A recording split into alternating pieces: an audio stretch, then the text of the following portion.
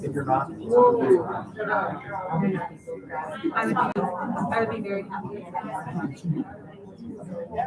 I have to de-stress my body. So I don't really care.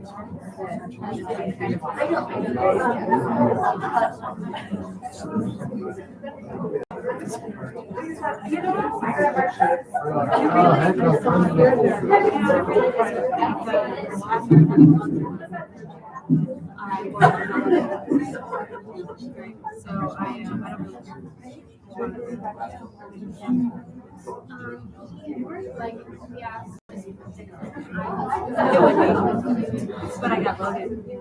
I got voted. I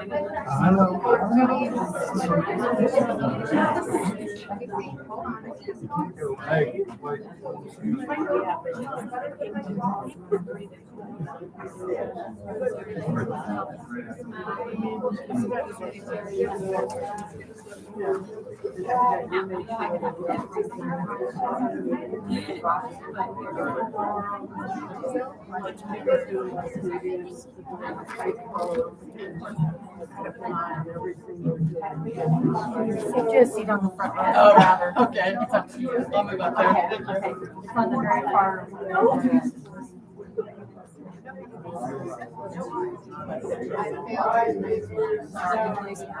Six 12 p.m. Let's call this meeting to order. Before we have the pledge of allegiance and a moment of silence, I'd like to turn the meeting over to Dr. Neal for a few statements. Good evening, members of the community, members of the board, Mr. President. Nights like tonight are very difficult evenings for our community and communities around the United States. And as such, with the actions of horror and challenge involving Texas, I'd like to take a moment and ask everyone to stand and designate a moment of silence to the 8 students that have lost their lives and the 2 adults. Please, Board President.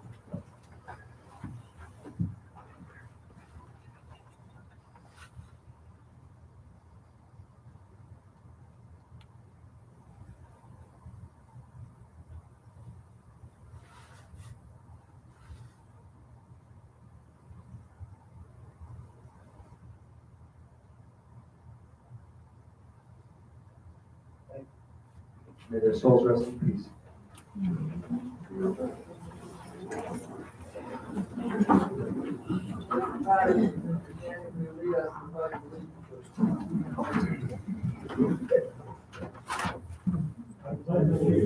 To the flag of the United States of America and to the republic for which it stands, one nation, under God, indivisible, with liberty and justice for all.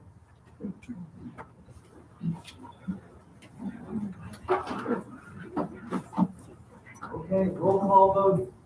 Mrs. Secretary. Aye. Do I have a motion for approval of the agenda? Actually, Mr. President, I would like to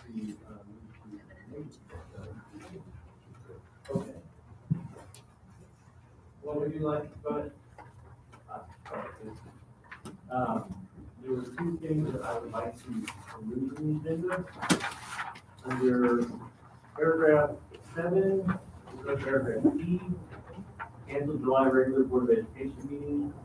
I would move to remove that, and then I would then make a second motion to strike under paragraph 8, so paragraph E, civil disobedience for Sylvan's Board of Education.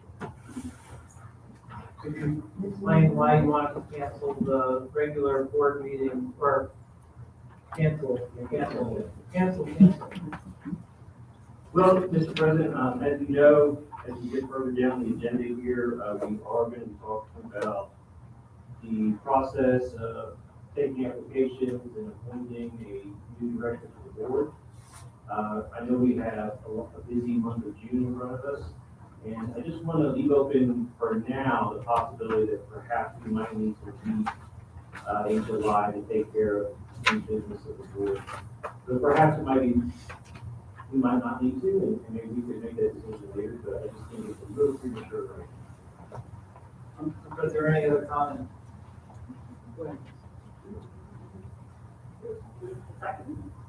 I was just curious, does it have to be an actual board meeting? Or can it be a special board meeting that does not require the staff in the same way that it would with the board meeting? Many of our staff have probably already made summer plans, and it's a vacation month for the district.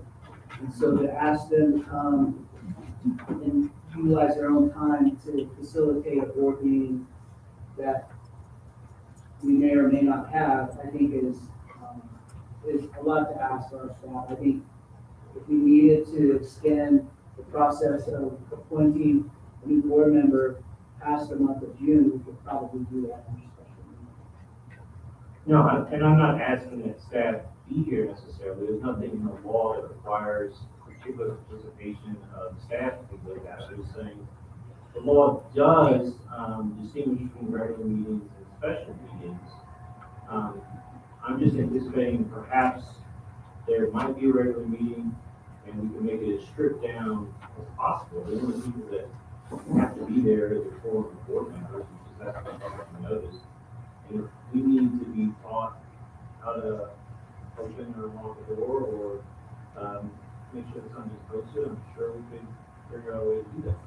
Is there anything that you would, I have a question, is there anything that you would think we could not do at a special board meeting that would require us having a regular meeting? I mean, I'm not anything in particular, I just am thinking that there's a possibility that, with the new director, we might need to have a meeting in July. So I just think we should hold off on definitely canceling this thing, we won't be meeting in July, until we have a little bit more information. When I first thought about it, I did not, I was thinking, you know, we don't want staff to do that, and who have to come in, that would be my biggest concern. If we could do it without staff, no staff would have to be there unless they wanted to. Right. Is there a way to do that? So I would just go ahead and just restate, but with some clarity. I think we probably don't realize how much we're facing. And just even having this aired live on YouTube right now is a case of point. There's probably more that happens in these board meetings behind the scenes to prepare to make this happen than we realize.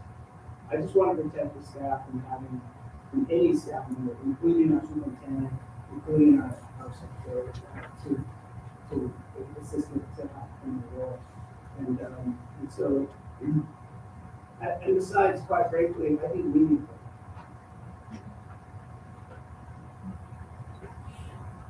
And I don't know if there's anything that would happen in July that couldn't happen in August.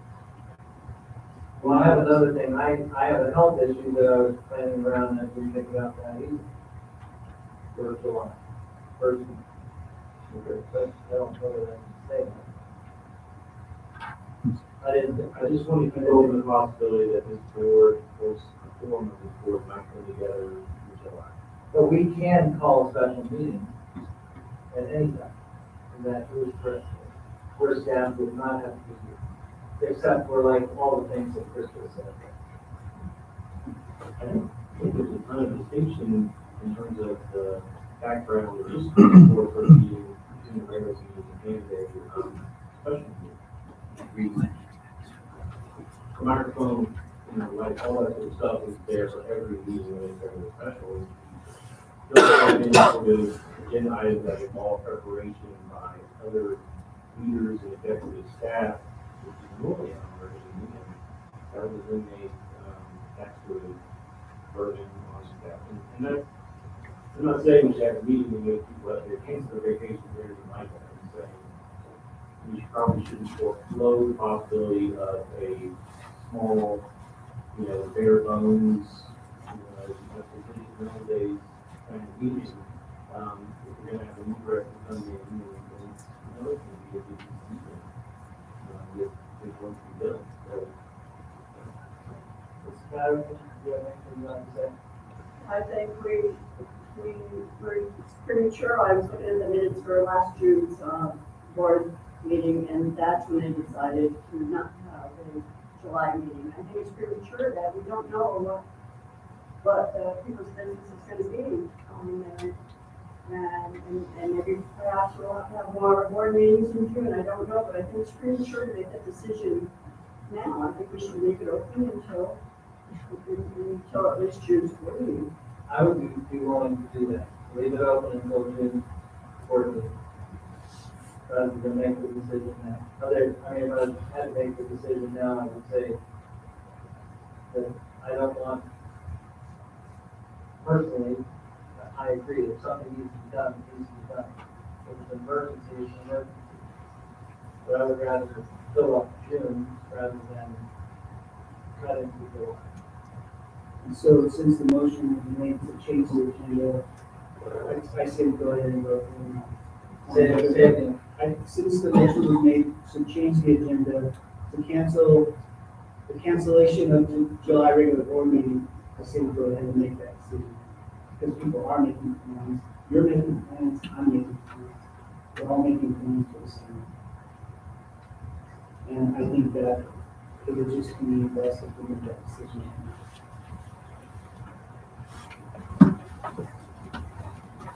And I'm opposed to it. I want to change the agenda. I want to change the second part of the agenda, the civil disobedience or syllabus discussion. Let's take that off. Let's have a motion for that one. I got to say your motion separately. So let's table the July thing for now. Let's take up the motion to. Sorry, Mayor, may I clarify? Table the motion. Table the July discussion. Yes. We can take up the motion to strike the civil obedience reference from the agenda. And my comment in support of that is I did request materials. I think I all the syllabus, course materials, course objectives about that course. That was based on an email that was released in a core request that we were all copied on, where the teacher for that course confirmed that he had been teaching the 1619 project in the civil disobedience course. At the time, I didn't know anything about the course, whether it was high school or middle school. So I asked the superintendent for those materials. I believe that was about 2 weeks ago. I didn't receive any materials or response until yesterday when we got notification from the board secretary that there were some additional materials to look at in preparation for the meeting. And that's when I discovered it was the documents related to the civil disobedience course, and that course was put on the agenda. So, let me be clear, I didn't request that anything about the civil disobedience course be placed on the agenda for discussion or action. It wasn't involved in the setting of the agenda, so I don't know how it got on there. I'm presuming it was a discussion between the superintendent and the board president. And then an email was disseminated amongst our high school staff today that wrongly implied that the teacher of the civil disobedience course was under some sort of targeted, focus of this board. That's not the case. And one can certainly appreciate, it was sent by the WPEA president. One can certainly appreciate the WPEA president wanting to support a teacher if it felt that teacher was coming into the crosshairs of the board. But that was not, and never was the case. I think it's a bit of overkill to put something like that on the agenda and unnecessarily stir up fear and tension simply because an individual director requested some information about class. I think that is well within the bounds of our proper authority. I don't think that we have to make people afraid and think that somebody's being targeted just so I can find out what's being taught in the class and sweet. So, in light of everything being a little overwhelming, I don't think that there was any appetite by this board to discuss and take action on this matter. So I don't think there's any need for it to remain on the agenda to give a bit more time. So that's why I would move to remove it from the agenda. With that motion, I just want to clarify something, then it was a misunderstanding on my part that, and I'm the one who ended up putting it on there. I apologize for doing that, it shouldn't have gone on. So we have a motion on the table to remove that. Roll call vote. Austin. Williams. Aye. Patterson. Questionable. Aye. We still have a motion on the table about, in regard to removing, canceling the July regular Board of Education meeting. I don't see, when I first thought about it, I thought, well, you know, let's leave the option to have it on there, and then hearing other reasons why, I'm thinking that either we push it off to the July meeting so that we know, or as it has been done in the past, or what Mr. Austin said, let's decide right now, because I'm gonna make plans for July anyway. Pardon my interruption. The live stream audience could use a little bit more microphone from members of the board.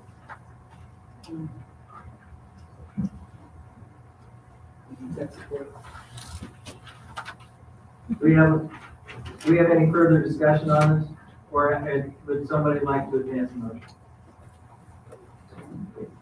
Wait, we already have one on the table to remove it. It sounds like the I'm leading it. Well, I'm leading in just to say, the lady that sits at the end of the table that is consumed by most of her time and overtime, may be generous of the board to ask Kelly what her thoughts are. Sure. Kelly, I would love to hear your thoughts. Cancel, of course. Well, typically it's a good time for everyone to take a rest. I know historically that's how it's been. It's really up to you guys as the city board, what you guys determine that you need to do, but you always do have that option if you cancel it today. To add a special meeting. Right. And I would just say I would never presume to impose on, anybody's previously scheduled vacations and things like that. I'm just thinking, I know that we have had work sessions where you haven't been present. And, usually Mr. Austin is good enough to fill in on that. But if Mr. Austin couldn't be present, then another person could hopefully be trained to do the duties sufficient under law. So just saying, keeping in mind that I'm fully cognizant, and this board is fully cognizant of the people make plans and things like that. My motion is simply, let's wait until we get a new director in place, which we hope is going to be pretty soon, and then maybe take up in June, like, okay, we don't see the need to have any meetings in July. So my motion will just stand and just strike that from the agenda for tonight. Not saying definitely have a meeting in July, definitely ruin everybody's plans or anything like that, just strike that from the. Was it a strike or was it a table till the June meeting, to clarify? Well, it can always be added in the other agenda, I'm just saying, remove it from tonight's agenda. I would like to decide tonight whether or not we're gonna have it. I would like to decide whether to add a meeting to June, if necessary, to the end of June. I already have plans. I would rather do that than, There's already June 22nd email scheduled. yeah. The more I think about it, the less I personally want to have one. Just the more I think about it. Okay. Hearing from Mr. Austin and Ms. Russell, I will withdraw that motion. And then I'll make a motion to approve the agenda as previously amended. We have a second. Second. Mrs. Kelly. Austin. Aye. Gilmore. Aye. Patterson. Aye. Russell. Aye. May I personally thank the board for the time off in July. Okay, Board of Education and Dr. Neal, opening remarks, please. I have none this evening. I've already spoken for the tragedy of enrollment. I have some. So, Please. really fast. I was not able to attend the meet and confer on Tuesday. And my job as a deputy district attorney, that's my regular, we call it docket day, but it's the day that I have to be in court all day in front of the judge handling the criminal cases assigned to me. So that's why I wasn't present for that. I do understand it was pretty fruitful, and I heard positive things. I was very excited to hear, I'm sure our friend Mr. Brevetto would have been excited to hear that there were such good developments and good conversations. So I look forward to what's going to come from that. And hopefully it will include increases to teacher pay, because that is something that Mr. Brevetto and I advocated for. And I'm sad he's not here to continue with that, but I will continue to advocate that I hope what's going on in Meet and Confer will lead to teacher pay raises. I think that's a critical thing.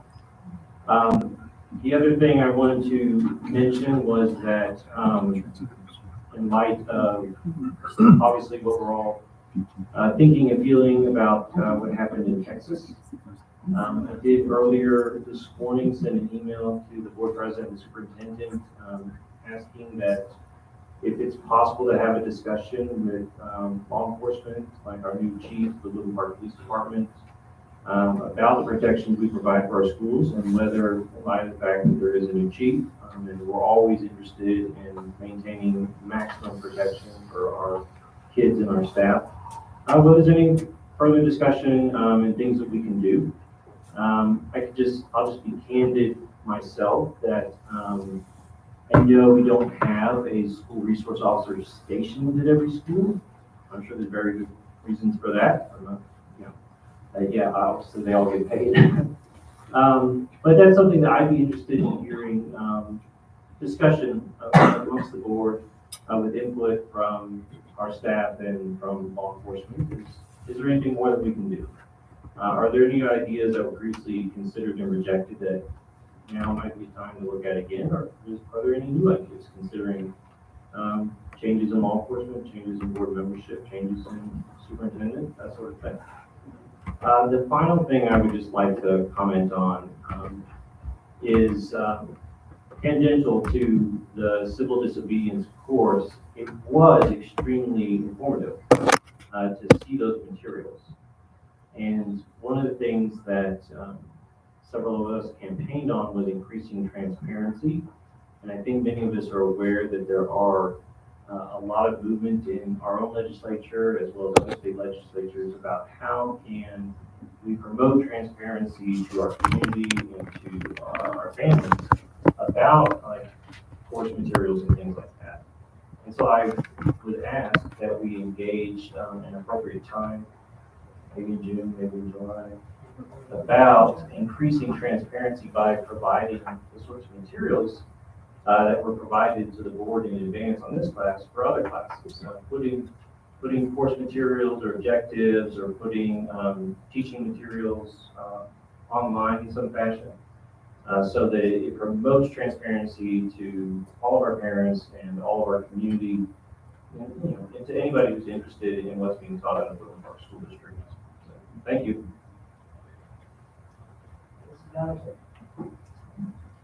I would like to thank Dr. Neal for his hard work and Brian and the admin staff for crunching the numbers and to be able to give the teachers the raise that they so well deserve. And I know Brian is going to talk about the budget later, so I won't steal his thunder, but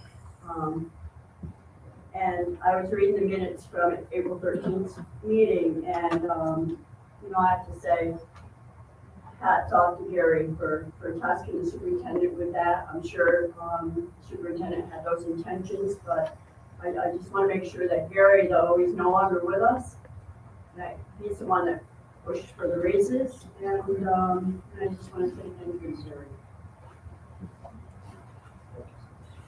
I do want to say one thing. The first, I like what happened with the meet and confer. I thought that was a great time to sit and listen to the concerns of the teachers, the administration, the dialogue, the productive dialogue that we had. It was very good. And that we would take positive steps to rebuild a bridge between the board of directors and the association here at the school. That, first and foremost, that we live peacefully with each other. And I look forward to doing that, to come to an understanding with Nate, and that we will work towards positive change going forward. So it was very productive. I learned a lot about the hearts of people here. So, thank you. Mr. President, I apologize. I'm remiss on my comment.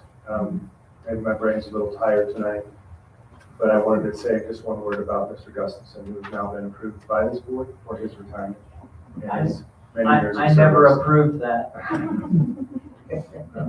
We'll approve that. We'll approve that on consent calendar in just a minute, but as there's been your moment to pull Mr. Gustafson's name off of the consent agenda has now passed. Brian, I just wanted to say thank you to you and your wife for your many years of service to the district. I know we will have moments of celebration and some fun gifts to give you, both gag gifts and real gifts, as you transition on.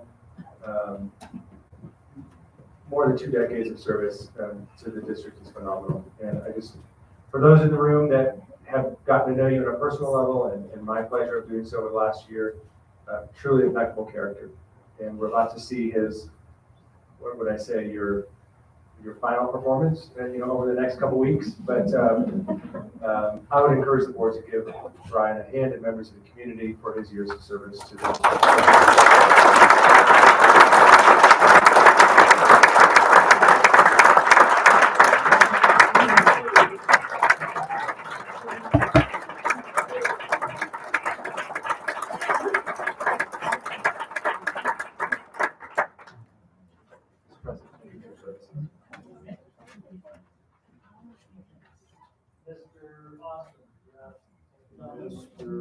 Okay. At this time, we will take public comment. What about 4A? Well, thank you. Sorry about that. We are excited to hear our students tonight. Yes, we are. That's kind of how we want to start our meetings out. So please, if you wouldn't mind joining us with the microphone. We have 2 students coming, I believe. 1 student coming, I believe. And the floor is yours. And I know the microphone can be scary, but I am going to ask you to do the microphone so that members of the public can hear you on the audio live stream. So my name is Michaela Newcomb, and I'm currently a junior at WPHS. This fall, I will be executive president of the student council at WPHS as well. I want to speak today to share my thoughts and opinions on the standards-based grading at the high school. Briefly, for those of you who don't know what standards-based grading is, it's a grading system that we use at the high school. The system is not like standard grading systems that many of us know today, which is on an A, B, C, D, F scale. In standards-based grading, students are graded on a 0 to 4 scale. Typically, students will start each semester doing 2.0 projects, which earns them a C. As the semester goes on, students will be given many opportunities to do 3 to 4.0 level work. This work demonstrates proficiency and understanding of the content that we learn in class. To compare standards-based grading to normal grades, An A is all 3 to 4 level work. 2.5s are considered Bs, and anything under a 2 is considered a not yet. A not yet is equivalent to a D or F. As stated previously, there are many opportunities to raise your grade in your classes. In every standards-based class, there's no limit to the amount of times we get to review work and improve our grades. My freshman year, standards-based grading began at our school. At first, I was upset about the grading system because I was no longer able to get easy A's. I now have to work very hard in all my classes in order to earn the grades that I wanted. Even though I was upset, I knew this was what I needed to further my education. I've come to love standards-based grading because it pushes me to do my best. Even when I don't do well on a test the first time, there are other opportunities to make up for undesired scores, and I can simply redo my work. Also, I really like how we can get 4.0s in our classes. To earn an A, you need to have a 3. But if you get a 4, it allows cushion in your grades because your score is average. So for instance, if I got 2 on a test and 4 on a project, the scores will average to a 3, and I'll still have an A, which is really awesome, I believe. I want to make it clear that everyone earning 4s are high achieving, and it's very hard to do. As students, we have to go above and beyond the expectations set forth on a project or test to include harder concepts that might not even be taught in class in order to earn that cushion, to say. Overall, I believe that standards-based grading has improved the high school and myself because of the expectations that it sets. I have been taught to be resilient, learned to become an advocate for my learning, learned to work hard in every one of my classes, and have been able to be super proud of my grades because I put a lot of hard work into getting the grade that I want. Of course, not every student will get the grade that they want, nor take the opportunity to improve their grade. However, when a student utilizes their resources and opportunities given to them, this grading system allows students to reach their goals and their potential. Thank you for your time.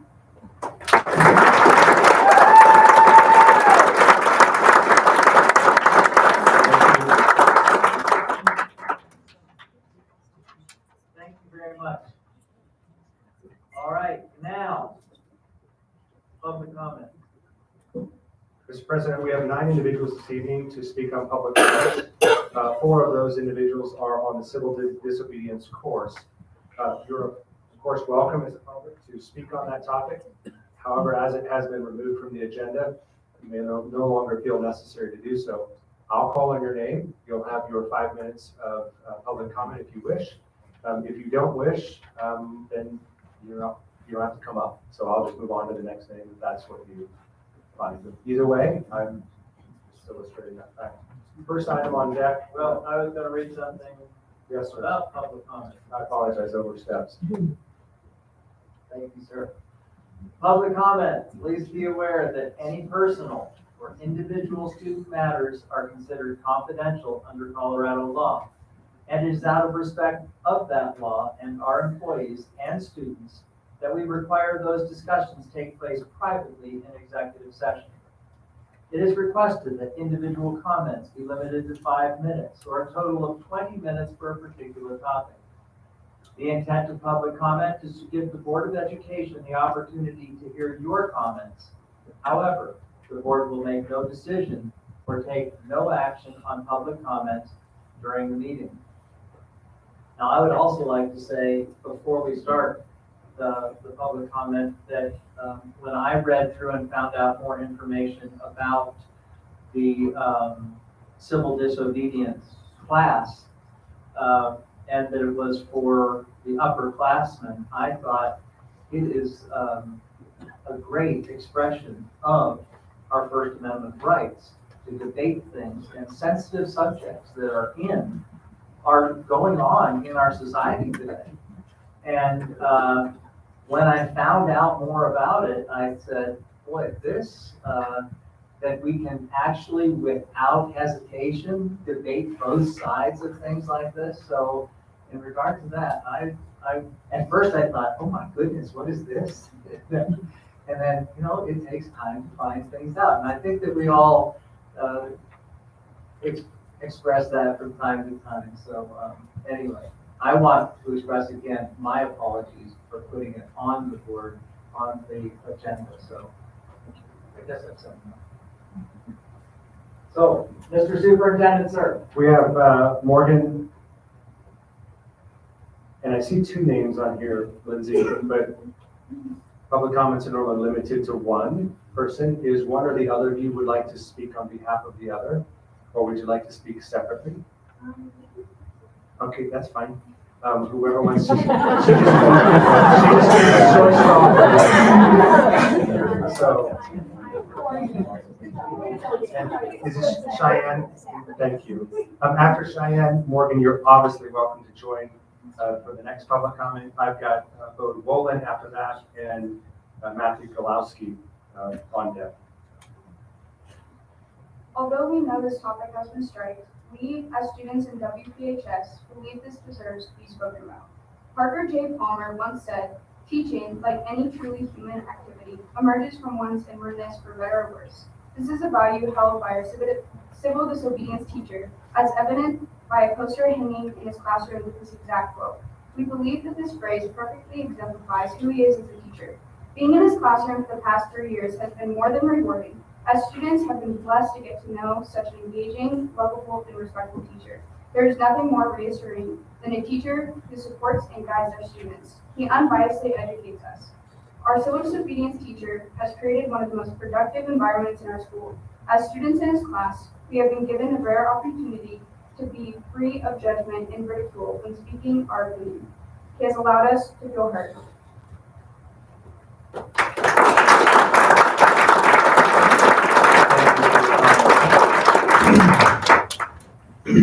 In civil disobedience, we are asked about what it takes to make societal change. Well, our civil disobedience teacher is quoted as saying it only takes a few people in the community trying to do the right thing. So that is why we are here today. If any of you sat in for just one of his classes, you would find it is far from the narrative you've been advertised by a member of the Woodland Park community, whether you believe it or not. You would experience a classroom filled with fruitful discussions and informative lectures. The topic of civil disobedience is very difficult to balance, but our teacher does it with ease. There is no one more fit to teach this class than the man that already is, and I can assure you that everyone in that class agrees with that statement.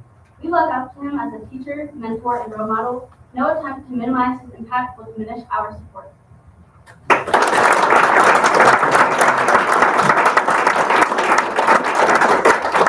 We have Bode Wolin, Matthew Golowski, and then Jeanne Hingram.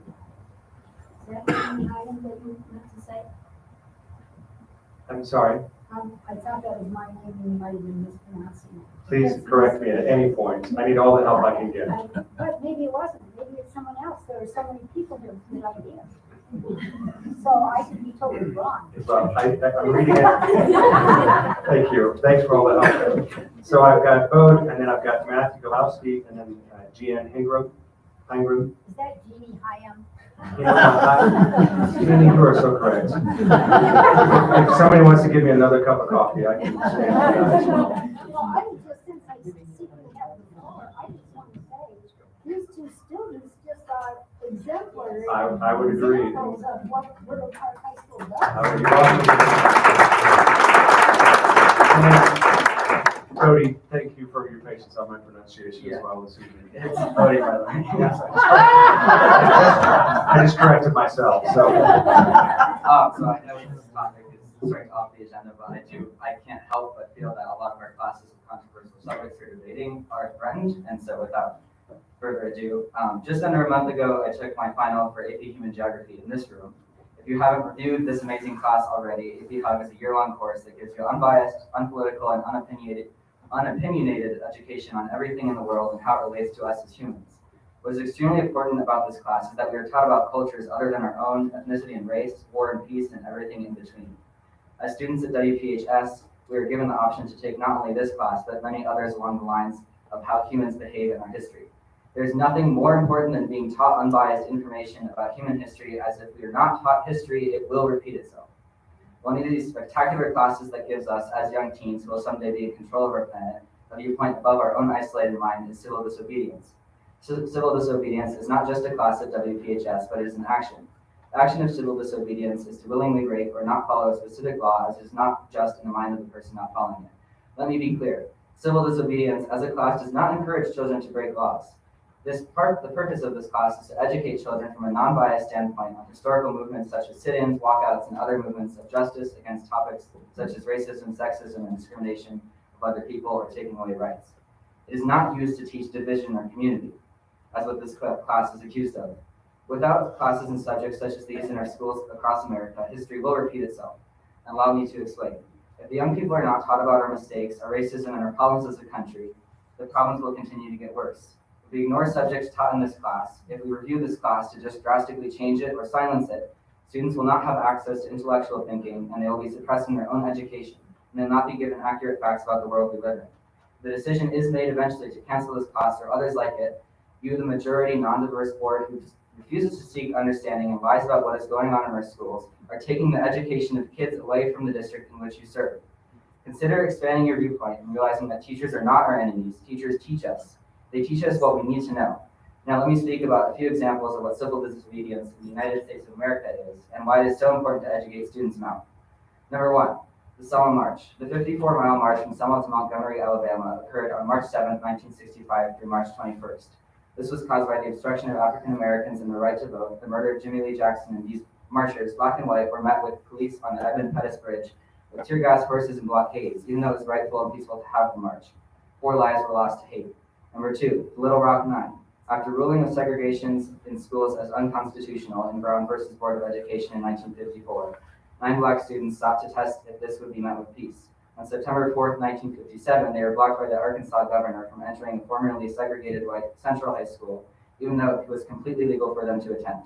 When they were granted access, they were met with violence and hate speech, but persisted. Number three, Freedom Riders. In 1961, several groups of white and black activists boarded buses in our nation's capital with the goal to protest bus terminal and bus segregation and to end in New Orleans. On almost every stop, though desegregation was illegal at the time, they were met with violence and smoke and entrapment. 3 men died. Over 460 people participated in these riots. It may be important to you to try and keep your power and silence this class, but to me and to us as students, it is important that we learn about our history so the stripping of human rights does not occur again in our country, and so we can strive to be a better nation. I have been to every one of the above sites mentioned on a road trip to my bar mitzvah, as I care about our country and its future. And so I ask of you, Board of Education, to consider the power and freedoms this class gives to kids like myself. We need classes like this and teachers as epic as the ones who choose it, to teach it, to stay heard so we can thrive as young citizens. This class is not about plotting anything. This class does not encourage violence. This class does not promote breaking the law. This class promotes freedom and liberty and the First Amendment and our rights as Americans to be productive civilians.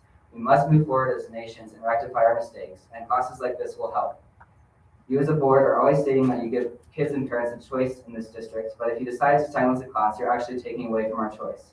As a rural district, we have so much opportunity, especially in high school, and we're so incredibly lucky for that. And to change or take away classes like this is, and I'll say it again, taking away our education and restricting the choice you say exists. I'm up here today on bravery I shouldn't have to muster. I shouldn't have to be arguing to keep a class or protect a class to protect my education. That is just so sad. However, I'm not about barriers that divide our schools and walls that divide our community, so feel free to contact me to have solo conversations from a student's perspective. Thank you, Cody.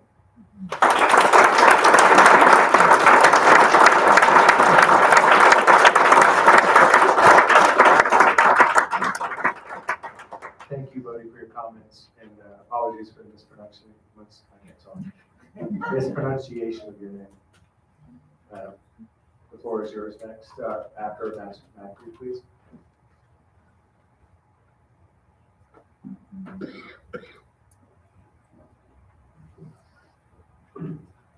Hi, I'm Matt Gulowski. You guys know me by now. I'm a parent in this district, and as you know, I'd prefer not to be here tonight getting caught up in all these garbage. But when the people in charge of my daughter's school are acting unprofessionally, unethically, and even illegally, better believe I'm going to be here. Let's hope we move through this so I can spend more time with my family. And so I communicated with most of you by email previously.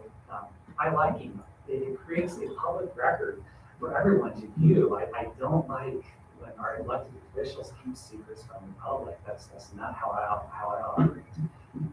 The last week, I received an email from a member of this board that I found incredibly unprofessional and hostile. So I thought it best that I show up today and talk to the board in person. I wanted to show that individual that I am not someone who can be bullied into silence. I do not work for this board. You work for us, all of us. Please do not forget that. So let's get to the matter at hand, though. I do support charter schools. I do not support a body of elected officials who feel like they don't have to follow the rules.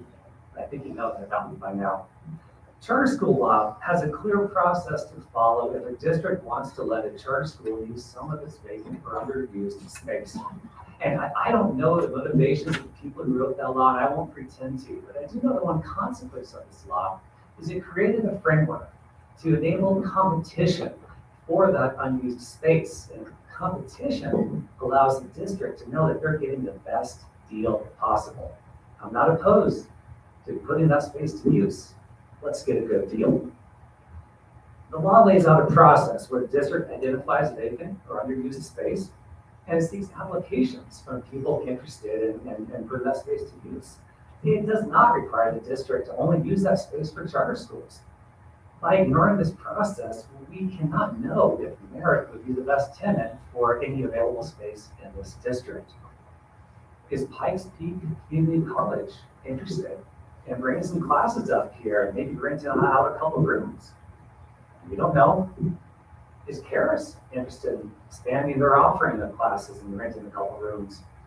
We don't know. Are there daycare centers in town which could offer increased services to our community if they only had a couple more rooms? We don't know. Are there other charter schools interested in some space in our district that might be a better fit than Merritt? We don't know. And to that point, we can't know, because if there are new charter schools that want to start up, they are not allowed to tell the district right now. They're not allowed to submit a letter of intent until August 1st. We don't know who out there wants to use this space. By ignoring the process in the law, you're essentially going into no bid deal with Merritt Academy. Such a deal cannot be seen to be in the best interest of the district, not when we haven't opened this up to competition. Ronald Reagan once said, "Free enterprise is a rough and competitive game. It is a hell of a lot better than a government monopoly." By ignoring existing charter school law and not seeking competitive bids for underused space in this district, you are absolutely guilty of promoting a government monopoly, especially when two board members are on record as wanting this Merritt lease to be for 5 years instead of for more customary 2. Where are your so-called conservative values? I'm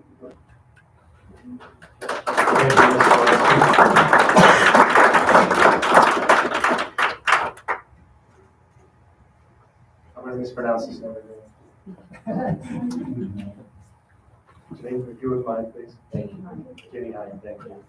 I just read it wrong, and this is my own fault. I'm so sorry.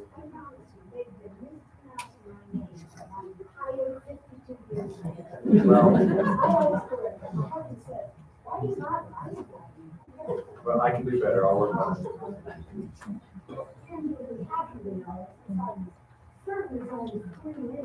Sam Peck will be after.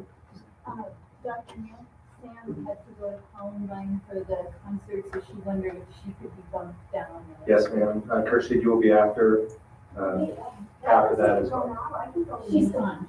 All right, my name is Jimmy Hunt. Can you pull the mic down, please? How are you? Thank you. All right. My name is Jeannie Hyam. I retired from Woodland Park District 20 years ago this month. Teacher of the Year in 1990-91, I didn't shy away from controversial topics. I was always an advocate for students and teachers in those years. I spent a few years as president of WPEA too, an office which was reluctantly frequently passed around in those times. David Graff was one of my students. I remember David as being, actually, no, I was just going to say, it was the same years that Brian Gustafson was a student there. But that, I'm sorry to say, Brian, I cut that because I had to stay for 40 minutes. And he had, for the courses I was teaching, I believe he was in Bruce Marr's classroom, a wonderful teacher who was fond of me. Anyway, I remember David as being a somewhat quiet student, always very thoughtful. He spoke when he had something to say. He was in my sociology class. It was either his junior or his senior year. I was particularly impressed with how absolutely respectful and open he was to the views and attitudes of other students. Frankly, it's not that much of a common trait among high school boys, in my experience. It is, however, a dream for teachers who want to have open discussion about controversial topics, particularly the topic of civil disobedience. I could draw out other students with David's always non-confrontational, never overly opinionated comments. That is what makes for truly productive critical thinking discussions. In 2015, David, along with other members of the English department, worked to develop courses that were targeted to improve the reading comprehension of nonfiction text, raise test scores, and also be higher interest than traditional English electives. One of the results was civil disobedience, literature, and freedom, a gift for the students' families, and even our community. And I'm quoting from the description, the district description. Students will explore a variety of texts, from plays to prose to speeches, that revolve around the themes of freedom and equality.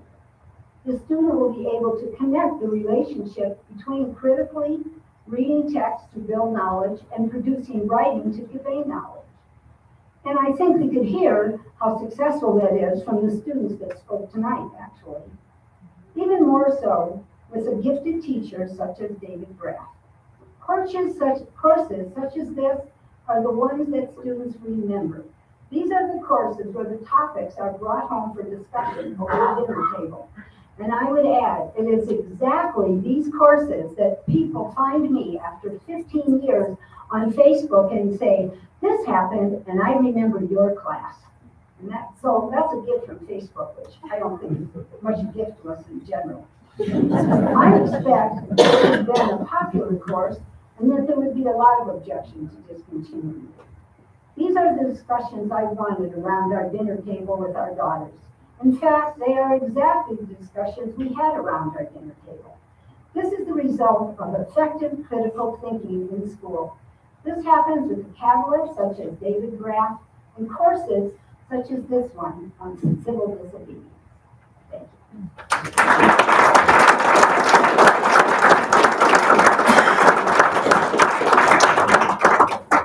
We have Kershie Rogers. After that will be Kitten Walker. And then Tia Alvar.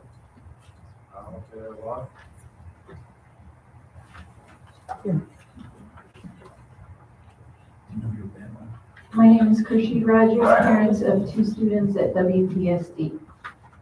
I'm here to express my concern that I don't see a public forum scheduled to discuss the potential of a lease agreement between Merritt Academy and Woodland Park School District, whereby Merritt will occupy space in the middle school this upcoming 22-23 school year.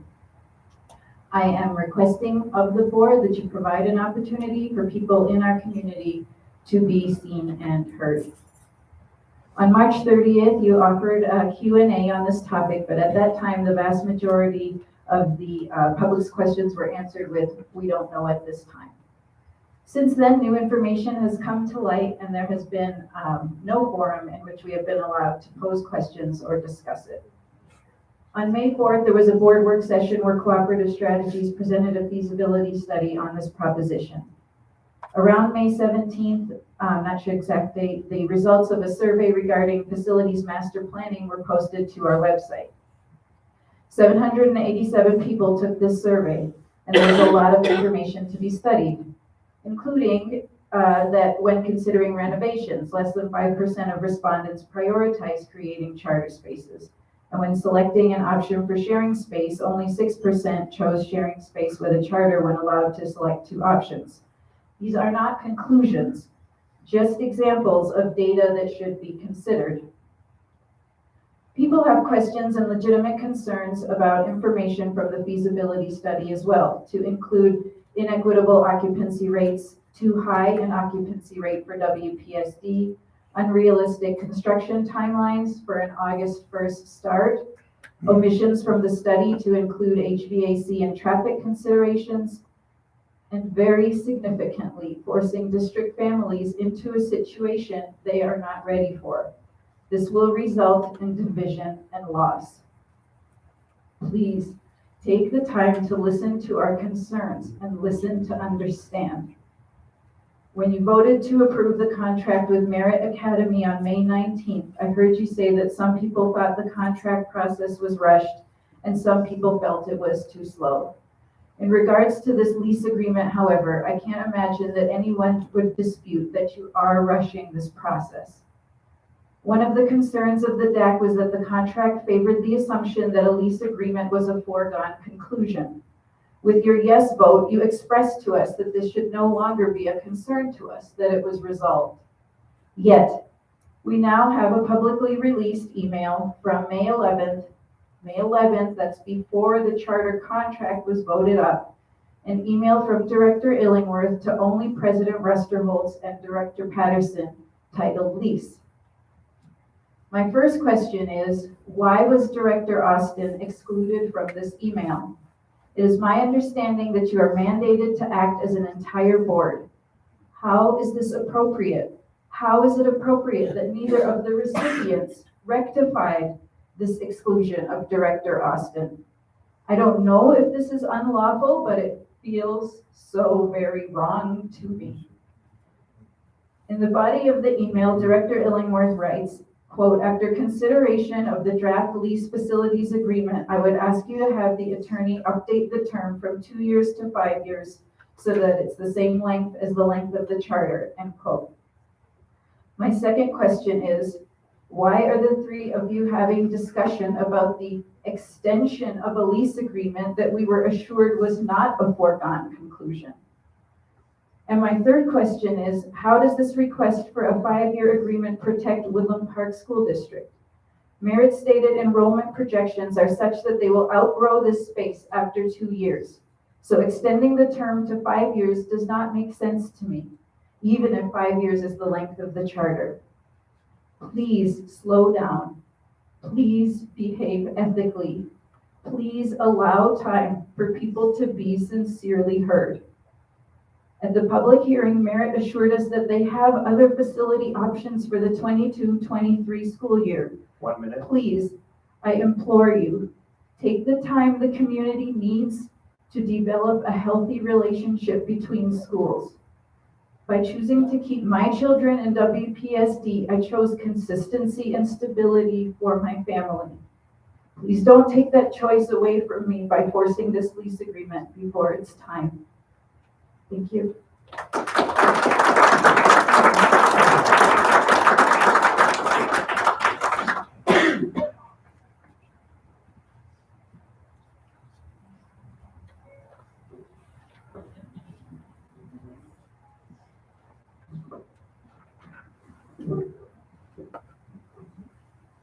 Okay, thank you, Malcolm.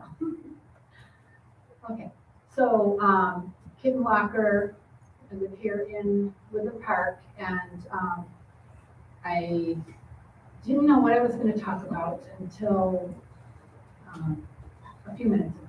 But first I'm going to start with a prayer. So Heavenly Father, I thank you in Jesus' name that you are here among us. I thank you, Lord, that we are a city on a hill. We are the salt of the world. And I thank you, Lord, that your word says that we shall know the truth, and the truth shall set us free. In Jesus' name, amen. So, we shall know the truth, and the truth shall set us free. It is the truth that we know that sets us free. I would like to recommend that when you are reviewing curriculum that you get the hard copy of the teacher's manual and you look at that hard copy of the teacher's manual. I know from experience that teacher's manuals are put online, but they are not complete. So again, I recommend that you get the hard copy of the teacher's manual and you look through that. The other thing I would like to address is the teacher's pay. As a 20-year teacher, I started in 2000, actually, okay, I started in 1998, making $20,000 a year. Last week, some friends and I were looking on the Woodland Park website at the teacher's pay. If it is accurate, the starting teacher here in Woodland Park gets paid $34,000 a year. That is not a living wage. In 1998, I was making $20,000 a year. $34,000 is not a living wage. So as you are looking at pay raises, I highly recommend that you pay these teachers as much as you possibly can. As a teacher, we have so many bosses. Our parents are our bosses. The school board is our boss. The superintendent is our boss. Our principal is our boss. Our assistant principal. We have more bosses than any other profession. It is a difficult job. We have more responsibility than any other profession. It is a difficult job. So, I'm going to say something that is not going to be received well. If the teachers union has negotiated a $34,000 starting pay, the teachers union is not a good union. That's right. So board, I am asking that you go above and beyond what the teachers union asks. These teachers deserve it. They deserve to have a living wage. So thank you for your time.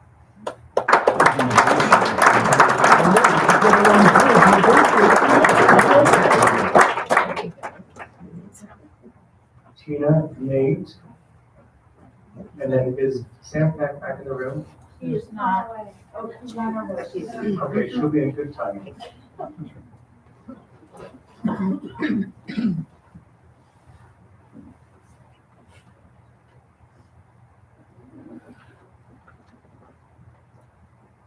I'm Tina Elbar. I've been here in Woodland Park for over 35 years. I have kids and nieces and stuff go to the schools here, and they were always very good. I'm in real estate, and the biggest thing when I had customers looking to move to Woodland Park, it was because of the schools. Academically, Woodland Park schools were top of the state. They were very good. We've seen that decline. And with the start of the Merit Charter School, I was at that last meeting when they were discussing the charter school. Wasn't that involved with it, but I will say that the people that came up and expressed concerns about the charter school and what they stood for, I think everything was answered by Merit Charter School. They gave the answers, they had the documentation. I was mostly impressed with the test scores of their students. The increase of students from below level going to way above level was amazing. They are doing something right. And I think they need a place here. I don't have a problem with them getting a lease with the school, using unused space at this time. It not only helps the taxpayers because we're recovering some of that expense of unused space. The fact that we're losing students every single year says something about the education system.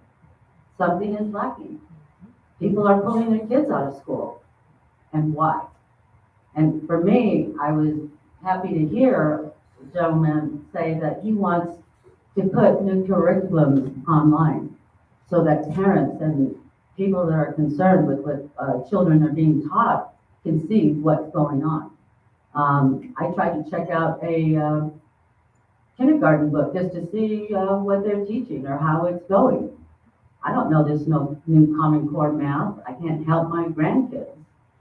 So I thought maybe looking at some of the school books, textbooks, and see what is actually being taught.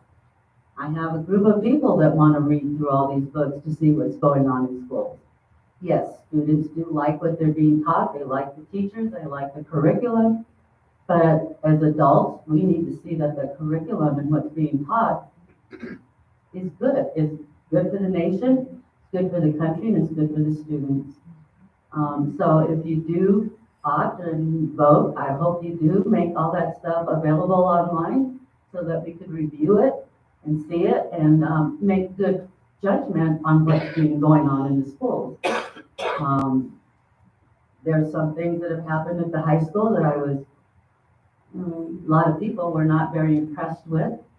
You know, the artwork that goes on and the stuff that's going on. I am appalled at some of that would be going on in the school. So transparency is huge. And I think in this day and age, a lot of parents, a lot of grandparents want to know what's going on. And if you do put that online, I think it would be a great thing for the school district. And I do want to thank the board for addressing all these issues and going forward with the agendas that we have and trying to correct things that aren't working. And that's what we need to do. Thank you, Ms. Howard. Mr. Naylor, are you still here? Thank you, sir. And Sam Peck will be our last speaker, if possible, if not. Okay, great. Good evening. First off, my name is Nate Owens. I am a little bit under the weather, so you'll have to forgive me as I speak, but I will let you know that I do speak from my heart. I am a teacher for school district for the past 10 years. I'm a math teacher, I teach physics, I teach engineering, I teach students. I have recently been nominated and accepted the position of the WPEA president as a representative of our teachers. I have exactly been on this job for 1 month and 25 days. So you'll have to forgive me because I have received no formal training in how to negotiate this new landscape for myself, along with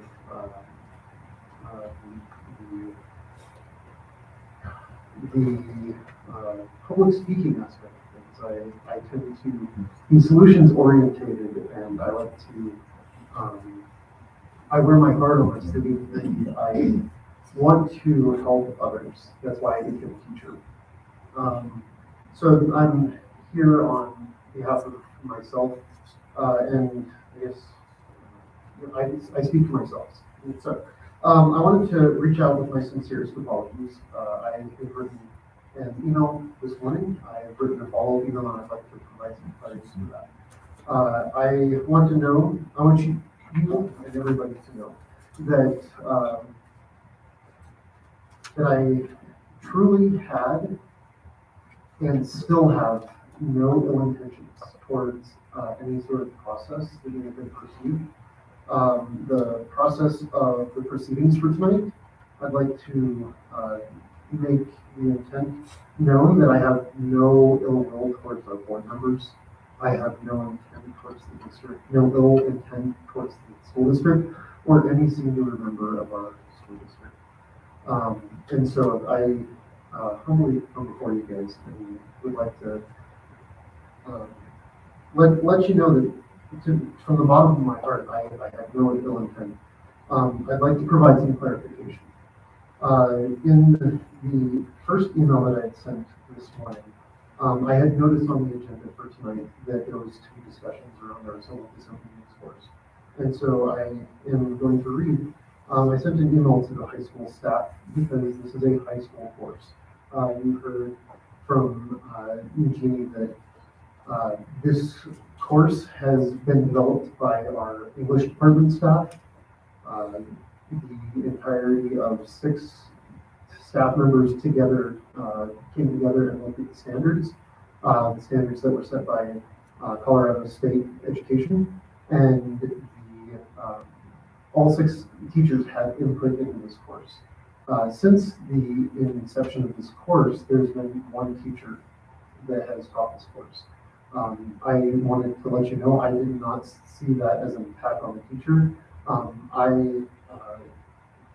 I'll read my email here in a second, but I had every intent of inviting the high school staff to find out more information about what is being said, what is going on, how the discussion can be a good thing, how it can be a negative thing. Whatever is being said, I wanted my fellow colleagues to be able to listen to what was being spoken about this course.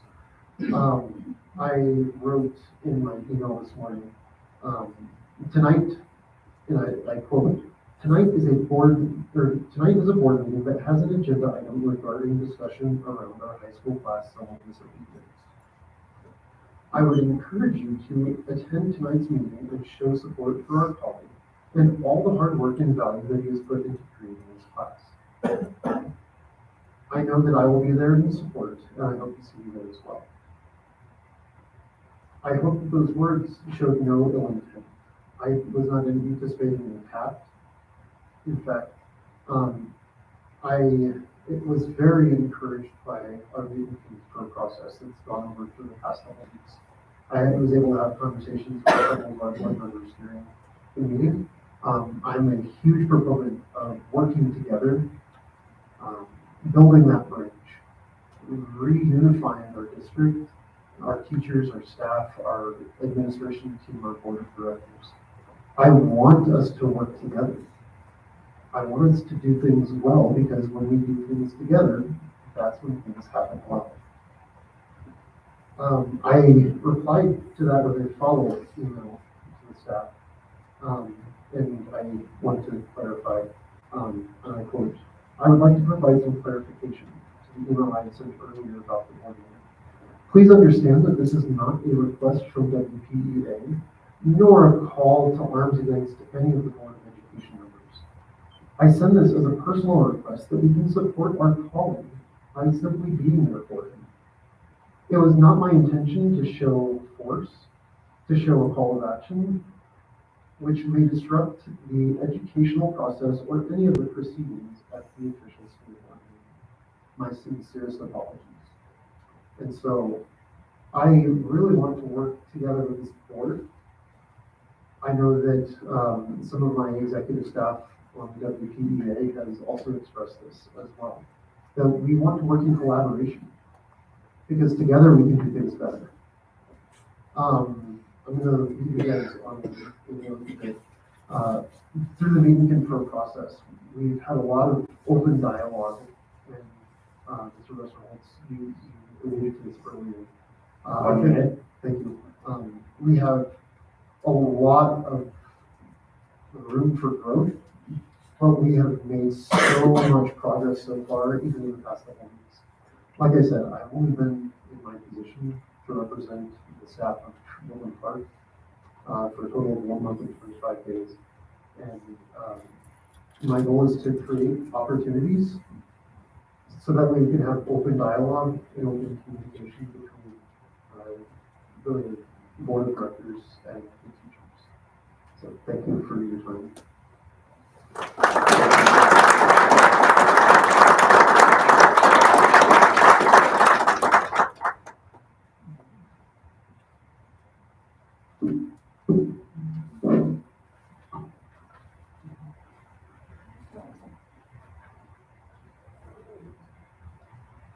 Hello, my name is Samantha Kruger-Peck. You might recognize it. It's on the recall notice form that you received today. I could be here today to speak as a taxpayer for the money you've wasted our community. I could be here as a parent for the fact that you behaved in a way that makes my student feel less valued than others. I could be here as a citizen for the fact that you continue to break the law that a judge has instructed you not to. But instead today I am here as a businesswoman to talk about the civil disobedience course. No matter how you moved it off the agenda, the email still states, from one board member to another. Residents have loudly and clearly repeatedly voiced that they do not want this in our schools. Well, I'm here to tell you that is not true. I speak on behalf of many parents and as citizens in this community that disagree with you. When I sit down with clients and prospects in this community, CEOs, CFOs, COOs, and I ask them, what do you want in a hire and how do you want to retain talent? They repeatedly say the same things to me. We want team players. We want problem solvers. We want people who can give and receive difficult feedback in an empathetic and understanding way to help unite our team. We want people who can talk about difficult topics. We want people who understand perspectives different than their own. We want people that can read, learn, and understand opposition and be open-minded about other perspectives. But what I don't hear these people say is that they want single-minded hires that only believe in their viewpoints and aren't willing to read or study things that are controversial. You are doing a huge injustice to our district by even bringing this topic up and not honoring the teacher that has put time and effort into making our students better for our community. If anything, we need more classes like this. And honestly, if you as a board took this class, maybe our community wouldn't be so divided. What I worry about is if you as members honestly believe that this course doesn't bring value, I worry for you as parents, as leaders, and as role models. But I'll tell you what I'll never have to worry about, that my kid will lose a job to yours.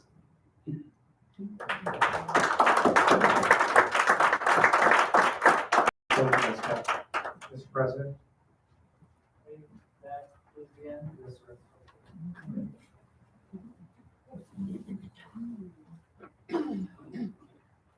At this time, we will move on to the information discussion, preliminary budget, and schedule. Actually, if I could, we need an approval of the consent.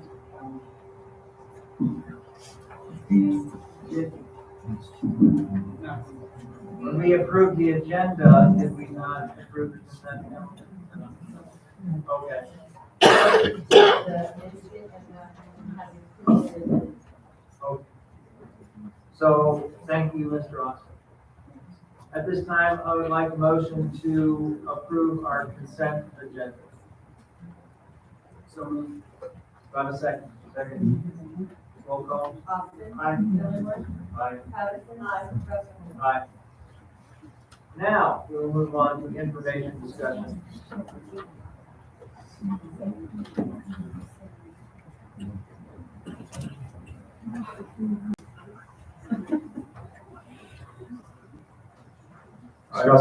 Floor is yours.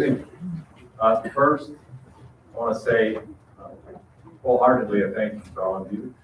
I'm really honored and humbled by the recognition, so thank you very much. And I'll just share part of a conversation I had earlier today. I was talking with a gentleman who asked me to talk about your career path in education. And so as I was going through it, there was a realization that every step that I have made so far along my path in education, there was somebody in this district that was kind of pushing me or pulling me that next step.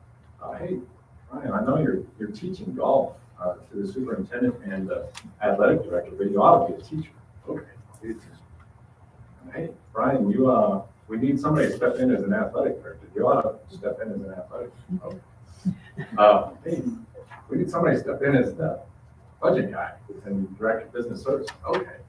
And so as I realized, man, I've been blessed to be here and surrounded by so many people that saw maybe in me what I didn't see. So Thank you, and I appreciate the opportunity to share that too. Now, sleep, because we're talking about the budget.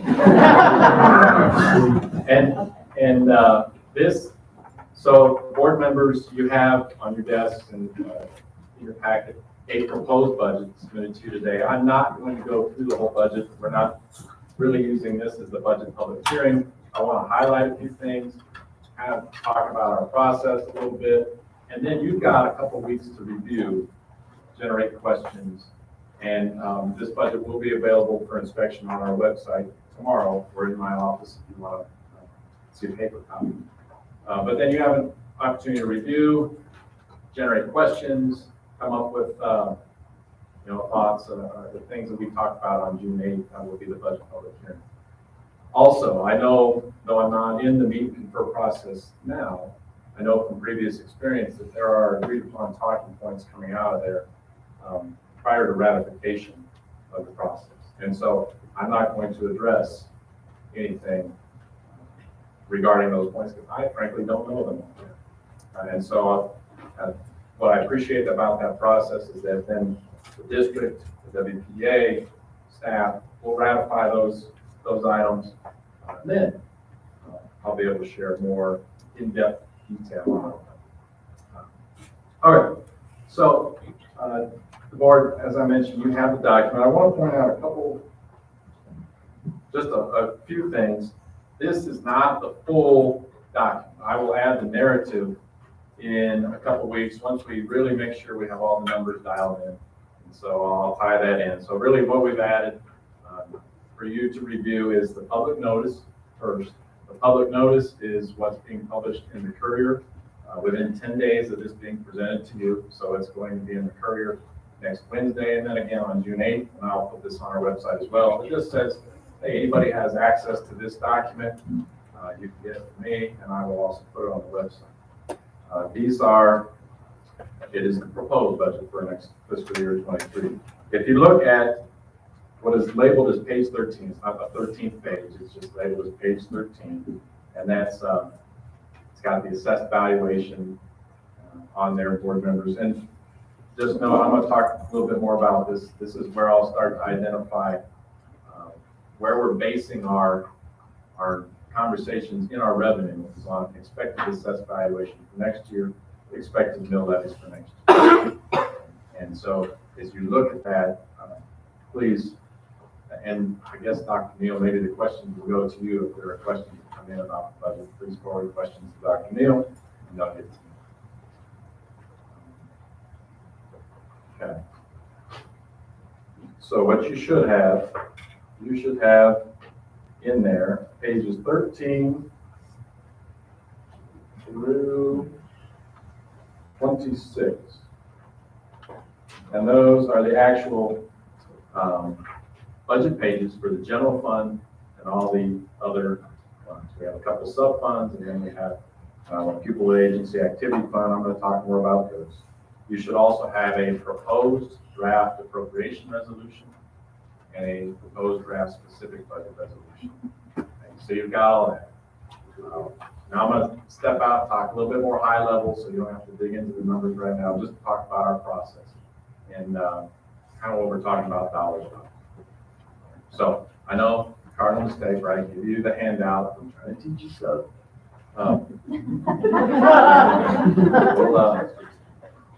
We'll focus the attention here, and this is what I've got up here is captured in the document. So in our proposed total appropriation, we're looking at 7 funds. Primarily, our operating fund is the general fund, and we're allocating just over $32.5 million in the general fund. The risk management fund is a sub-fund of the general fund, and so next November, when the auditor is here and droning on about fund balance and things like that, those 2 funds will be combined.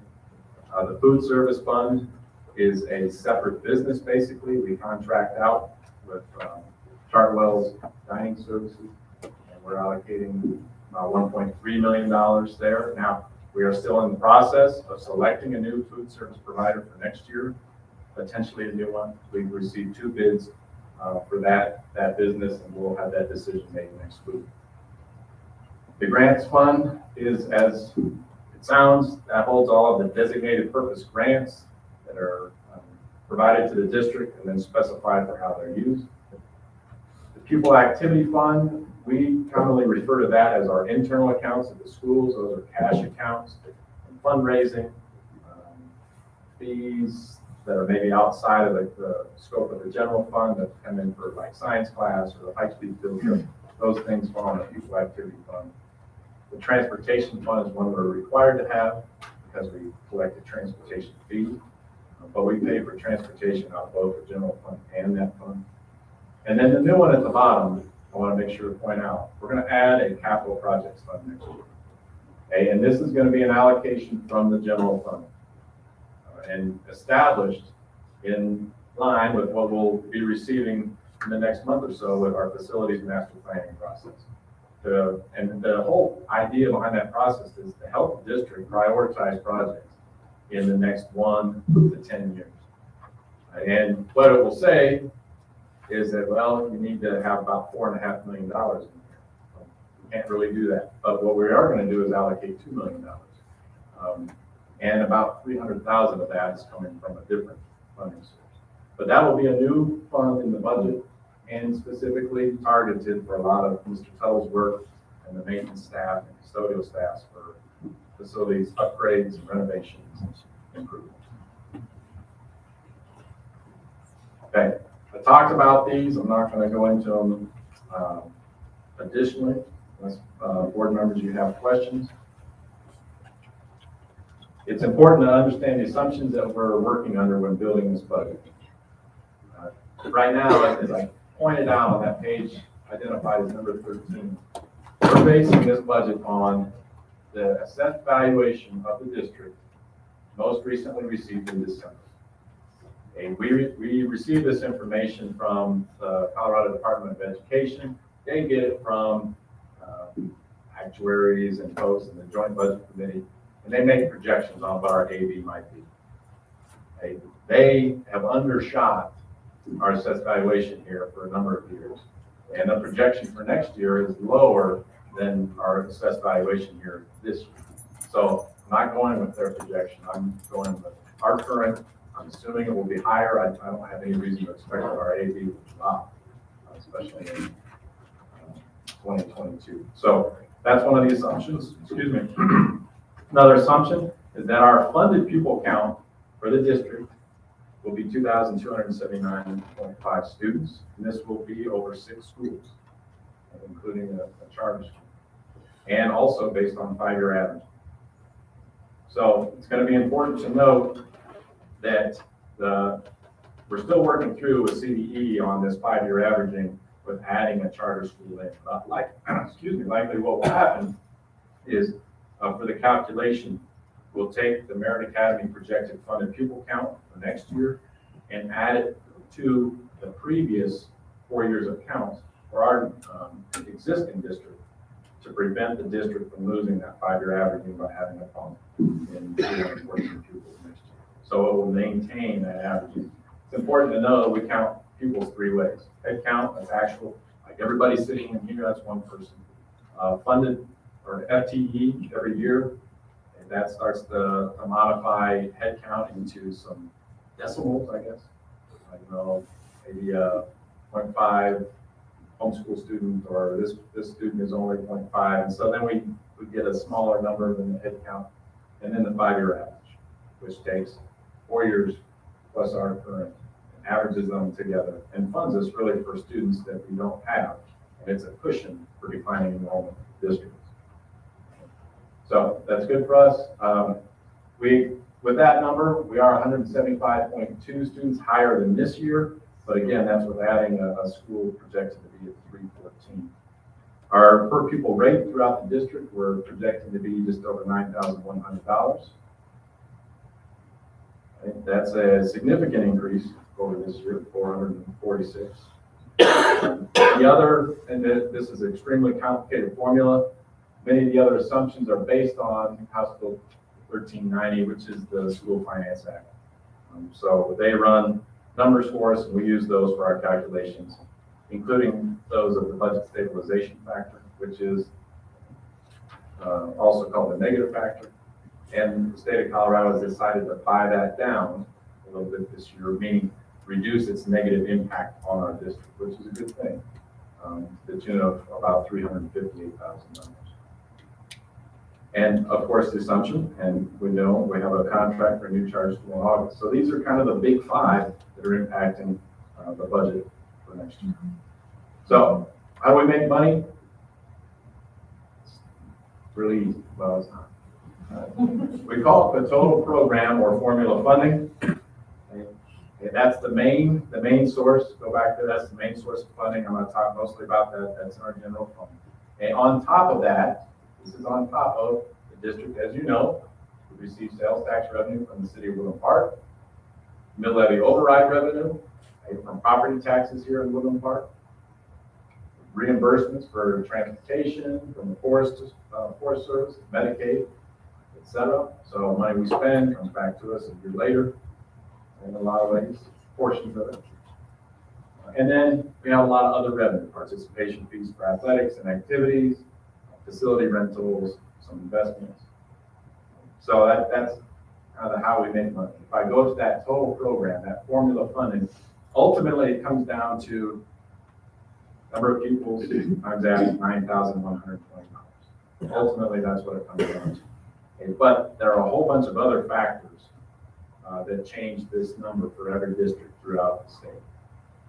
So I want to talk about basically briefly what those factors are, but know that ultimately number of kids times dollars per kid. These other factors, okay, get added on top of $7,478. Remember I said we expect to receive $9,120. So these other factors add on a significant amount of money for each pupil. And that's the cost of living. So the state of Colorado does analysis of all of the districts and quantifies the cost of living factor. Okay? And all of these were pretty vanilla here in Woodland Park. We're kind of in the middle on a lot of this. There's a personnel factor. More students you have, more personnel you have, the higher that factor is. There's a size factor. The smaller your district is, more money you get for the size factor. These kind of offset each other sometimes. There's an at-risk factor, the number of pupils in your district that are identified as at risk based on free and reduced meal price eligibility. Certainly there's been talk about that this last year because the United States Department of Agriculture waived all meals in the National School Lunch Program. And we've done that for a couple of years now. Okay, so there hasn't been as much incentive for folks to apply for free and reduced price meal benefits. I think USDA recognizes that, CDE recognizes that. I don't believe there are really big penalties for our low numbers this year. I believe we'll start looking in the years 1920 when considering reimbursements and calculations for at-risk. Because we know that as we get into next year and we have to start charging for meals again and fees, that we'll have more free and reduced applications, and that will be restored to a more typical level. We're usually at about 34% of our district population considered at risk.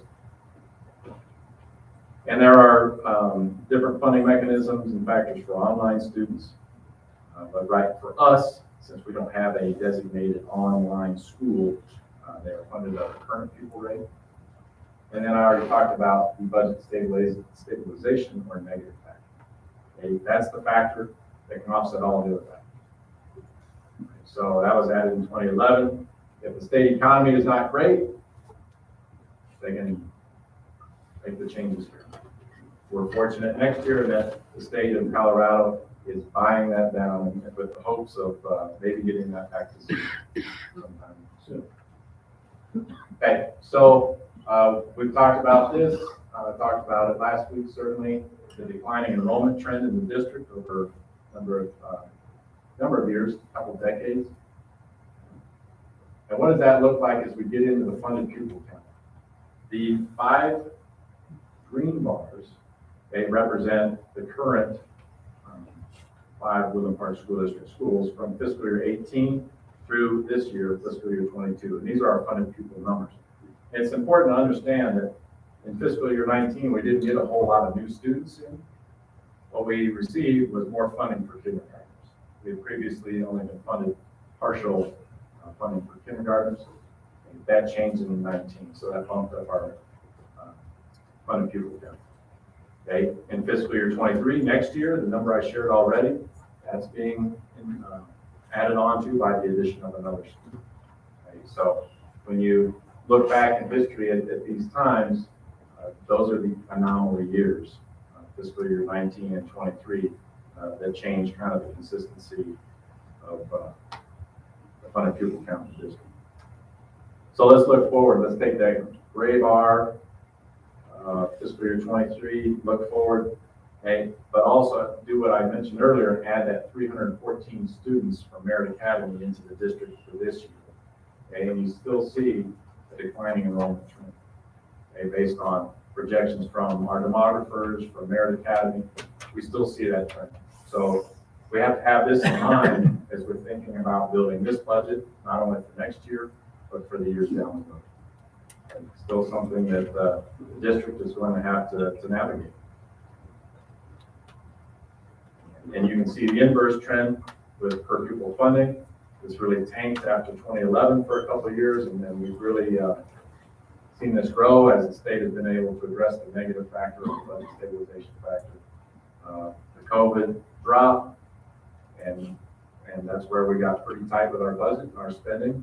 And I think that, while difficult, is going to help us next year, and certainly, it's helped us this year and will help us next year. And we can see that trend hopefully continues to rise. Unfortunately, per pupil funding is tied to inflation, and next year's inflation rate in our formula is 3.5%. So the formula runs at about 18 months behind per school. So in fiscal year 24, if the state opts to fund inflation plus growth, then we might see that 8% increase per pupil rate for the inflation we're experiencing right now. And so there's always that lag, which is tough. And this year is a year where a lot of school districts are going to try and kind of get ahead or catch up to that in some unique ways. Right? But just know that we're only receiving revenue for 3.5%. After next year, we'll see what the projections are. Okay.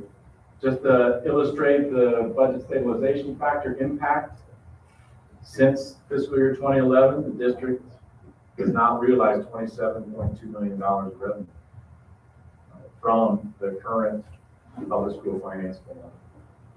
Okay, that's tough.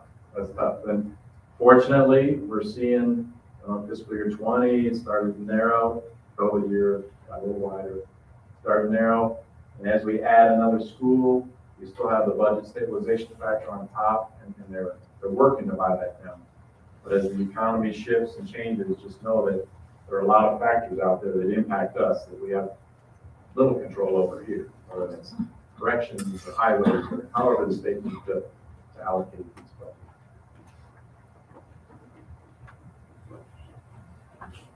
Okay, so just some quick numbers. That total program, we expect to be just under $21 million. Of that, the local share is over $9.6 million. Property tax and specific ownership tax.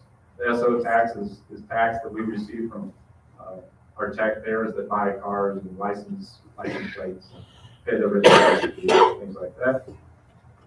And then, because the formula is designed for local property taxes to fund our schools, and the local property taxes cannot meet that amount that's in the formula, the state must equalize and provide funding to backfill. And the state equalization share, we expect to be about $11.7 million next year. On top of the formula funding, we do, as we've talked about, receive mill levy override revenues, sales tax, etc. But I want to point out the graph that kind of shows how our revenues split up. If you look, the state has to provide almost half of our revenue. do the formula. And every year in the legislation, somebody's trying to figure out what's a new and better formula for school funding. It's so complicated that it makes little traction annually. But maybe down the road, we can get that hashed out.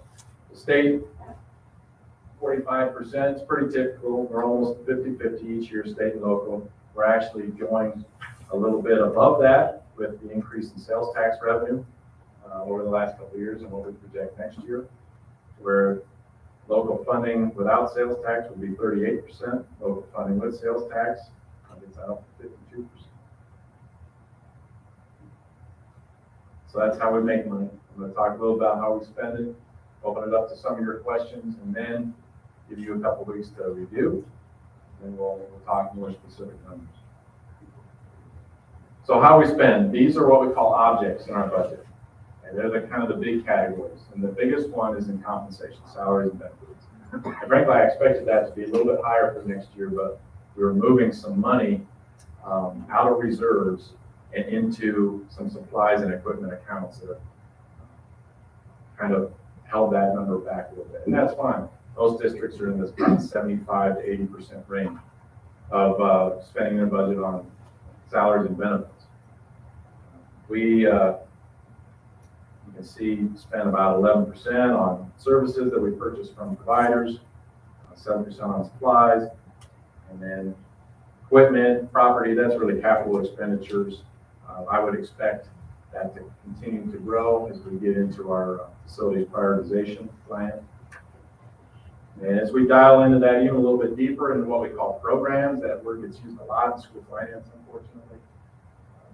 These programs are really the more specific categories of how we spend money. And as you can see, about half of our budget is on direct instruction. Okay, so if you look at instructional programming, those in the classroom, teachers, staff, directly working with kids. As you look, you can go across a multitude of different programs, special education, 11% of what we spend goes on special education, about 5% transportation, student support services here in purple. That's another layer removed from instruction. And it's your counselors and those kinds of folks and those services that they provide. So this gives you an idea how these all break down. And this is pretty typical year after year of our percentages. About half is in direct supported instruction. And I will say, as the district, maybe down the road, engages in some strategic planning, some updates there. Okay, this is where if are advising fiscally, you really try and focus on how do we put nuts and bolts behind our plan in these kinds of categories. You know, how does this start to reflect the district's strategic plan? And right now, we're focused on certainly academic success and educator talent, social and emotional growth. We have a lot of grant funds to help us with that, and communication. Those are the pillars of the strategic plan right now that we try and direct this funding to. Brian, I have a question. Yeah. Sorry, just because of that page. So the 48% for instructional and then the 11% for special education, would you pair those? I mean, is the special education going to the pie in support of the instructional piece, or is it in addition? A portion of it can be paired. Okay. Because there is students, full-time students are going to generate the same revenue. I know we don't like to talk about students as revenue, but that's kind of odd. But there's additional flow-through funding for special education students, and that comes through our BOCES in the form of some state funding, CEA, and IDEA funding, that's federal funding. So there's some on-top funding. And because of that, it's in its own program. So there's some that you could add in, and kind of say it's the same, and then there's a little bit on top. Okay. So as we look overall, what do we expect to spend next year? And you can see in the proposed budget column here in the middle, the dollars that we expect to spend. It's not all of what I showed you was appropriated, because there's what we call fund balance or reserve. And we appropriate those, they're available. but we don't anticipate spending all of it. We hope to have at least 120 days of reserves at any one time. We're well above that right now, coming out of the pandemic. And so we hope to address that a little bit and make sure we're spending those funds. We expect to spend just over $32.2 million next year. And what does the budget calendar look like? Well, we'll learn a little bit more about the assessed valuation levels in the district in August.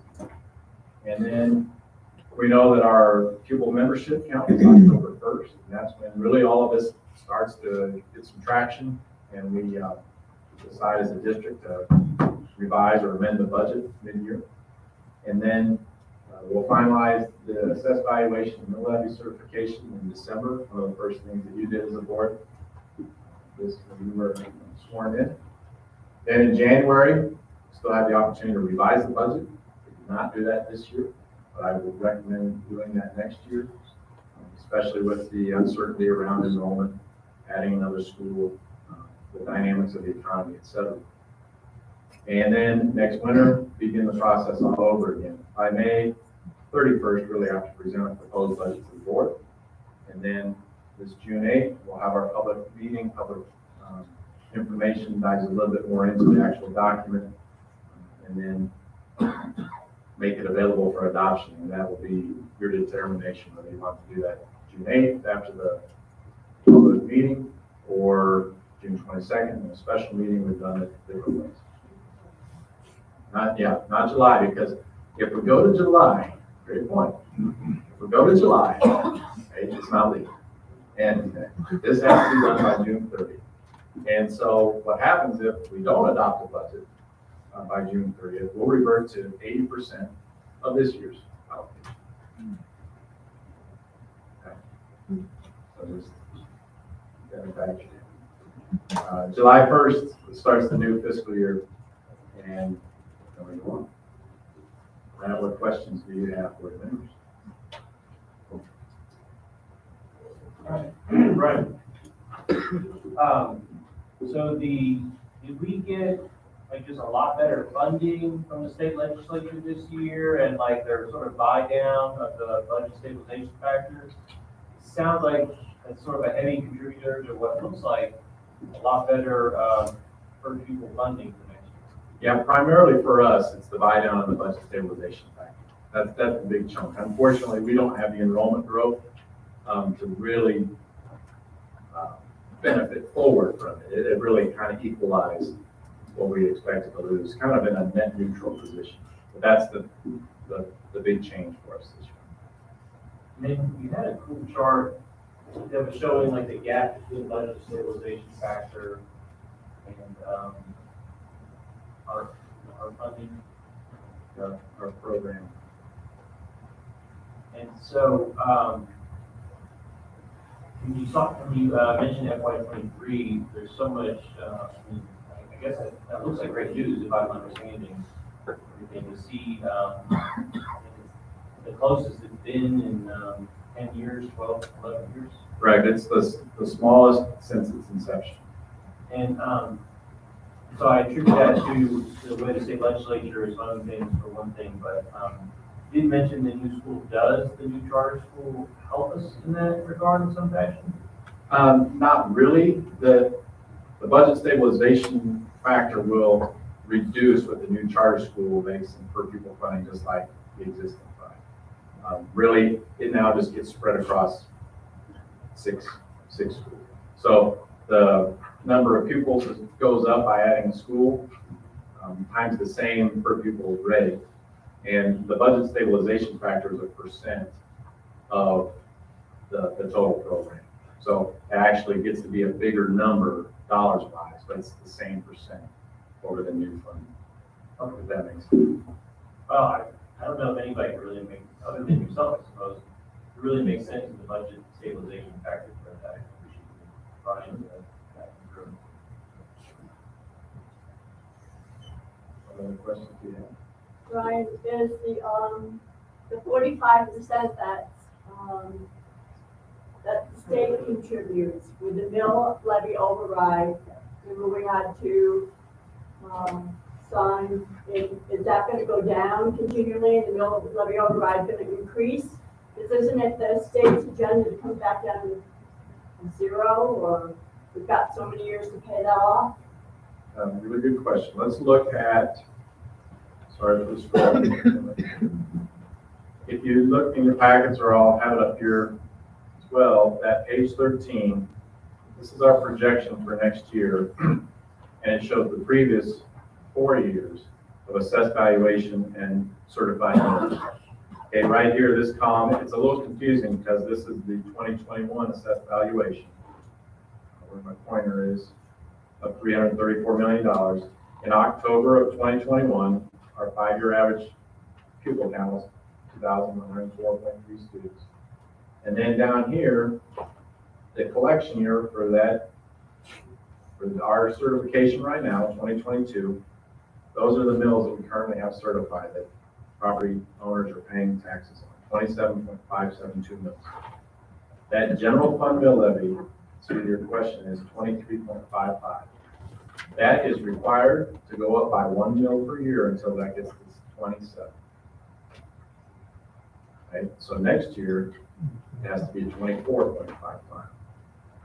And then we'll get till 27, and then that's when statutorily it's frozen, unless something new changes, or new legislation. So yeah, we are in year 1 of that required increase.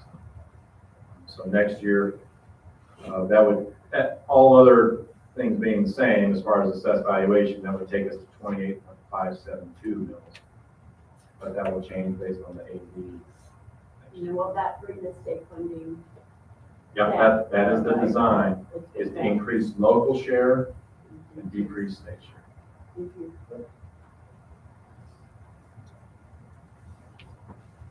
Any other questions?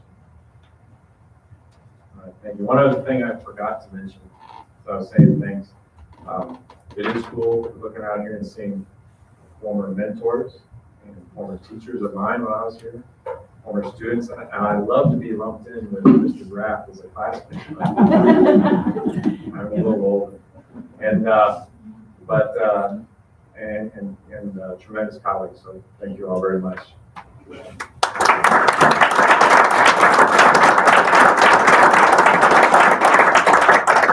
At this time, I'm going to need to take about 5 minutes break. Thank you. Back here for 8.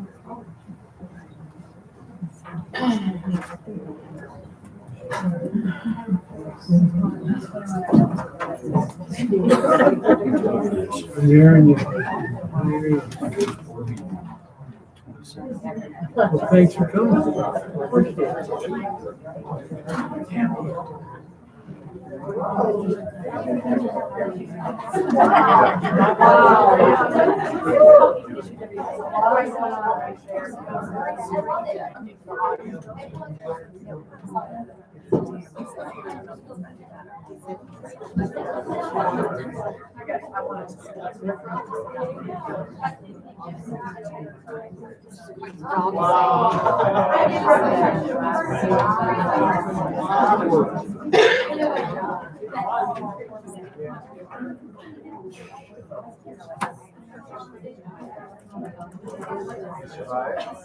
Yeah, my son is right here.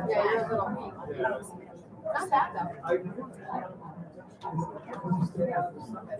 Kids have fun. They did. And we came back with as many as we left with. Perfect. Sure, we're all the same fingers. How are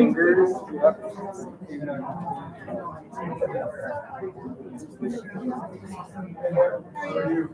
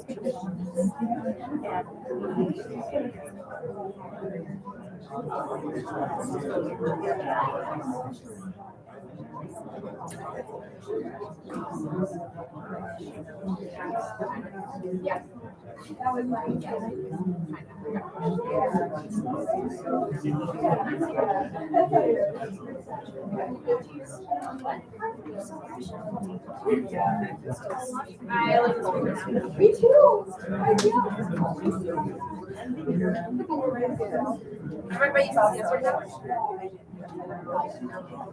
I'm in the apartment right across from me because they're really cheap living.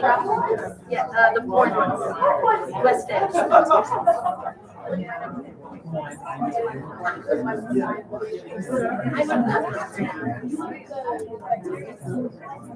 a half orange on it. It's right across from like the field, not the I live there because it's more like dorm life living. No, absolutely. Anyways, like right now, someone in the main hallway let their dog out and it had diarrhea. And no one cleaned it up. And it's been there for 3 days. That's how I live. And I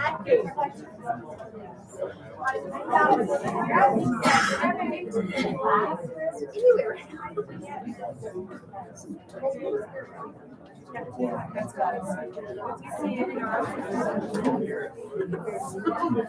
feel like you would speed it up. It's basically a college review.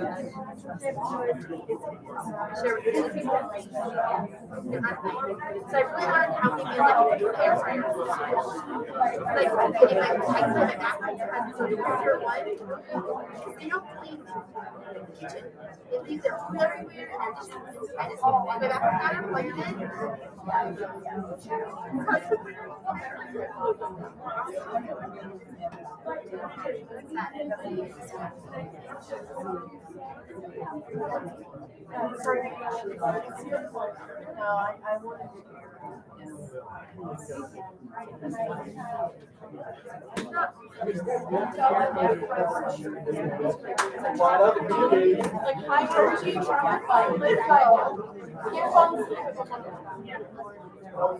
Maybe that's what you wear to school. That's what we should wear to school. So our students don't fall asleep after us. I'm not gonna lie, our colors are really relaxing.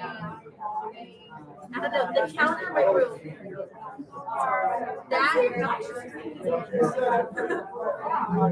That's the color of my counter in my room. It's horrible. I'm gonna try to cover it. That's orange. It's not bright. It's orange. Yeah. But it's orange. At least I'm covering this up.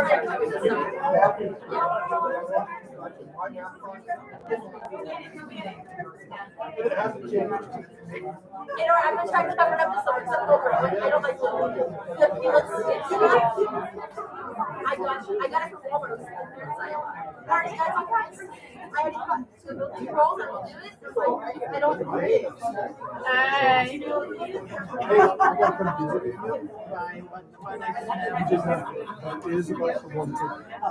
You get deemed by the IRS. It's not bad, but you can make it either same decision or either way it's not going to make it. Decide to do it. There's a few things we got to do. Decide not to do it. So most of us, it's really about insurance. So when you fill for the year, what we'll have to do. So IRS didn't realize this is that when you separate service to get retirement, that is separated from insurance. So when you come back, you have to treat it as a new employee. So your insurance will end August 31st. A new employee wouldn't get their insurance until October. Correct. So if you did the Cobra, it would cost you, I think we calculated it was $878. And then you're done with that month and you're done with 2 months. Okay, and then if I don't? There will be change. The penalty. That's what I found out today. We have somebody that No, really, wait a minute, if I say no to that, if you say no to doing the Cobra. Oh, if you say no to doing the Cobra, you just go. what if I say no to doing the 110? Okay, if we just tear up that agreement, you can go and do it for exactly more. But still, based on how we started off talking about it, it would still make sense to me to do 110. I know, you're just If it were me, I would realize that in August I'm getting a pretty decent payout for one month of you guys, to pay for 1 month of Cobra, and then double dip and then make that up. Oh. I may not have as much money for sick leave because I use my personal days to supervise student teachers. We'll check it out. I'm saying that's one way. It'd still be worth it. It's still be worth it. For me. I mean, $878 for 1 month, and you're like, ouch, it hurts, I like it, but then you're getting 2 checks for the rest of the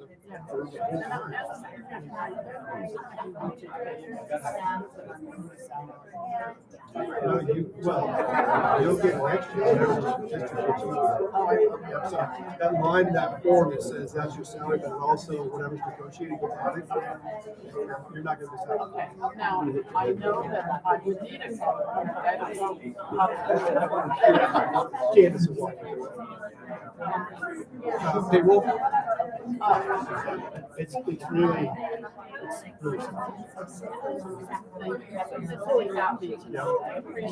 So you let me know if you want to continue forward.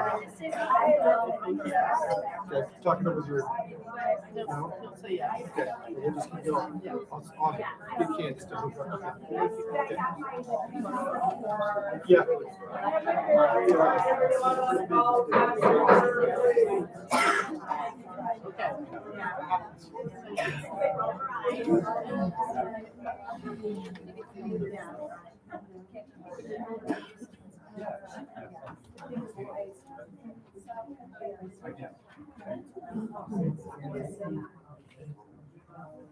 Okay, we're on to,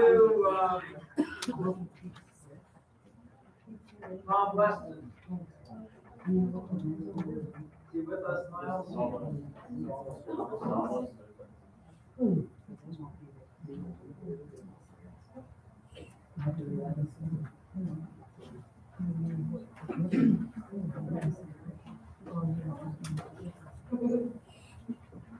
I suppose, Director Austin.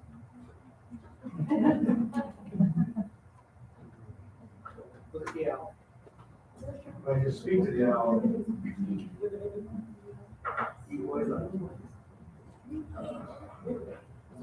Mr. Weston, are you online and can you hear us?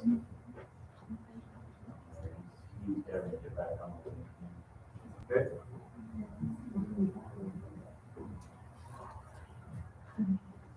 Thank you, Kelly, for the dessert this evening. Members of the board, if you open your cellophane package and think it's a cookie, it's not. It actually requires quite a bit of focus. So Kelly went and got a fork for you. Find your blood sugar needing a little bit of a help. Or you could just eat it barbaric style, like a sandwich. It's an apple pie.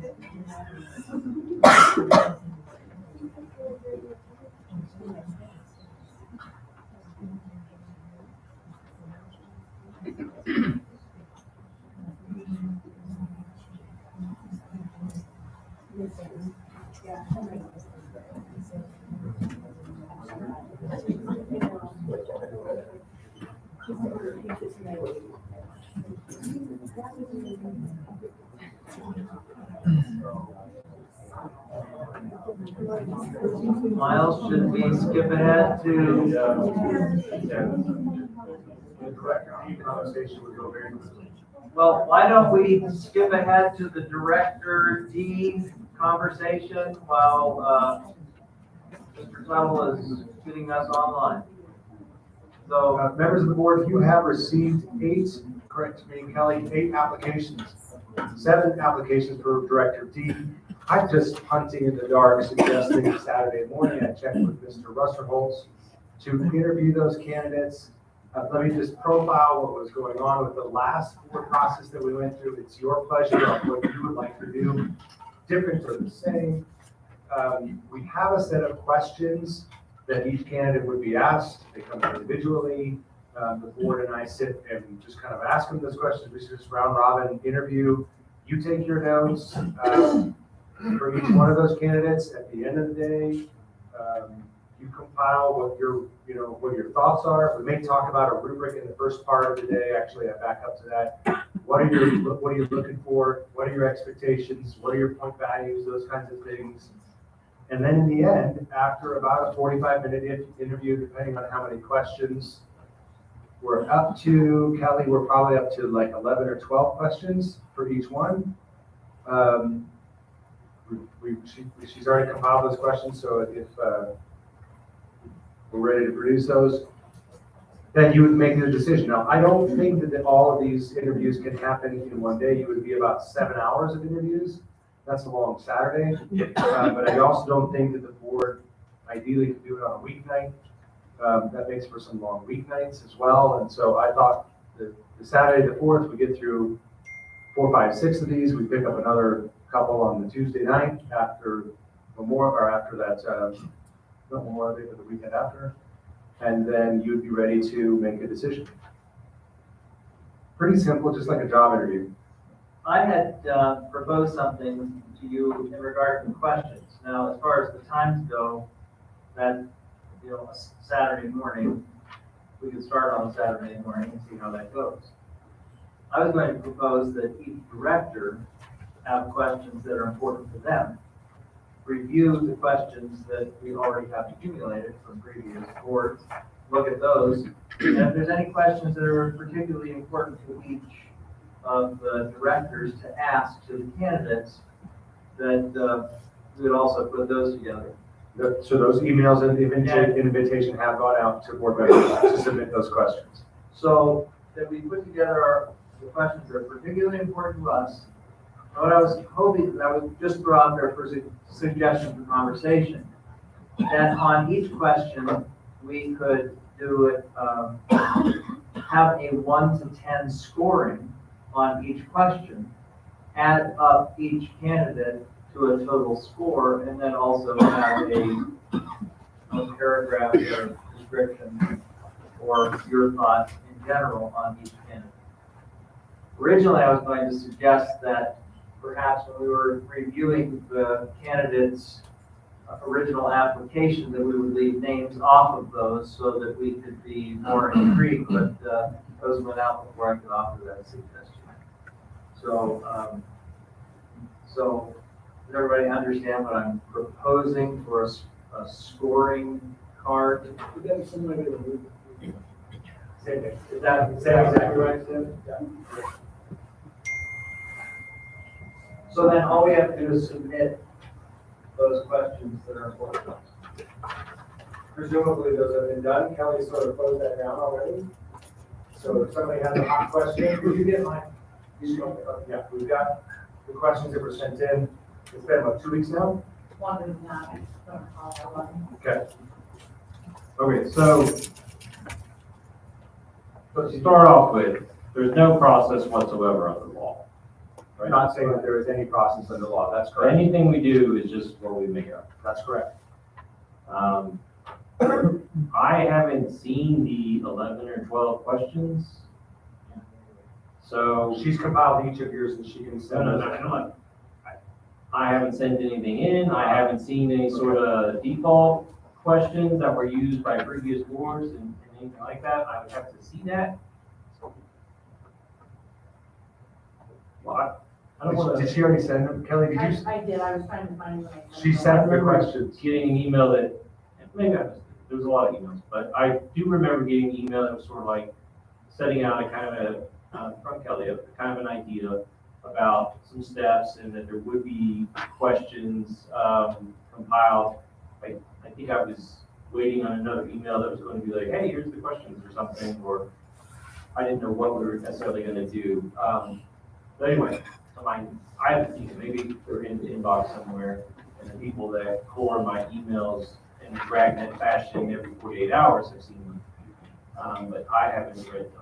Anyway, I would have to do that in order to develop my own questions.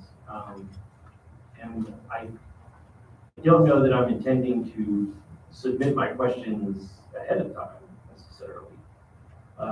Only if they would be duplicative. Right. Only if they would be duplicative for the other members. And so some of that organization is you all as a team coming together and say, yep, that's the same question I had. I don't need to ask that again. It's just from an organization standpoint. You just get into, Or the morning of is fine you too. get into legal quirks because you'll get into, if we start sharing the questions, then that's going to get released in Quora, or we're going to have to set up a public meeting just to share questions with each other. So there's some, it's problematic to do that in a way that is legally satisfactory. But in any case, if Kelly, I'm sorry, if you did send me those questions, if you could just send them to me again and say, hey, here's what you missed the first time, that would be step one for me. Well, and another thing that I was wanting to do is that the questions would remain confidential until the person comes into the room. I'm not suggesting that there would be gotcha questions, but I think that very much can be done. But the other thing is, they could be Quora'd, and then they would no longer be private questions. I would have to talk to council about how that process would work. I mean, there are certain exemptions, but I hear the desire of the board is to receive a fresh response from the candidate that day and not have it be a pre-planned released set of questions, is what I'm hearing the pleasure of the board. Because we've already got the ones where they've answered questions ahead of time, and that's good, because they have a chance to think it out. But I like the impromptu, fresh ones as well. But with that, I wanted to make sure that we're clear that every candidate gets the exact same questions. Yes, That we're not free-forming for each individual, absolutely. even if it's in real time. I just want to make sure that I'm clear that that's the expectation. That's exactly my expectation. so we wouldn't be allowed to ask follow-up questions to people based on So certain clarifying, answers? but I wouldn't say that it has to be, I would say that it has to be consistent for every candidate with the possibility of clarifying questions specific to the question that was asked. And that, that we not custom fit our questioning for a specific candidate based on what we read in their letter of intent or what we pre-read in their written answer. So I think that consistency is going to be important. That's probably a wise suggestion, Chris. Oh, I was gonna say, David, I gotta be honest, I'm not enthusiastic about like a scoring system for people. I just don't feel comfortable writing numbers down and saying, I think this person answered this one well or didn't answer this one well. The board could do a ranking system as you went throughout the day and just simply rank them.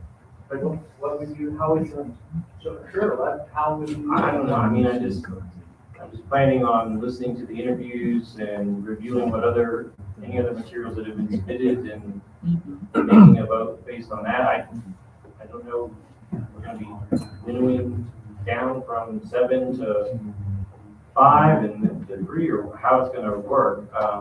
But I don't know that I'm just not immediately enthusiastic about the idea of having some sort of rubric where I'm ranking fellow members of the community.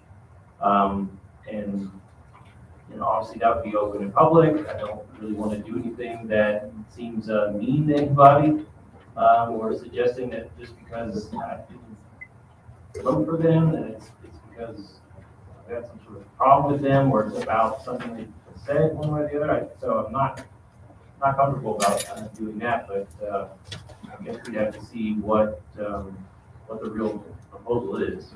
Yeah. I hear what you're saying. I was thinking that one idea would be we would review interview all of the candidates, and then on that first meeting, reduce it down to 3 candidates for a return. Something along those lines. Is there any process already in place? This is where I would rely heavily on Kelly's experience. She's been through this with other boards for many years. And there might be some suggestions that we could make through Dr. Neal for us in the way of just some protocols that can be fair and consistent. So I'm hearing the day of the event question awareness, no pre-questions. I'm also hearing a sensitivity to the rejection factor for anybody not selected. I'm also hearing a point of first round, second round, which the board would do very well on a Saturday, kind of coming through your first round and then picking a later day of the week to have the finalists come in, that kind of thing. All of those can be done. So let me try to formulate that into an email and see if it meets your schedule requirements. Is there anything other concerns that matters there? Well, we already have a scheduled date, correct? Right? So. We've agreed tentatively to the 4th. Can we get this done before that? So I'm able to do that. By Friday, I can send this summary out to what you've asked this evening.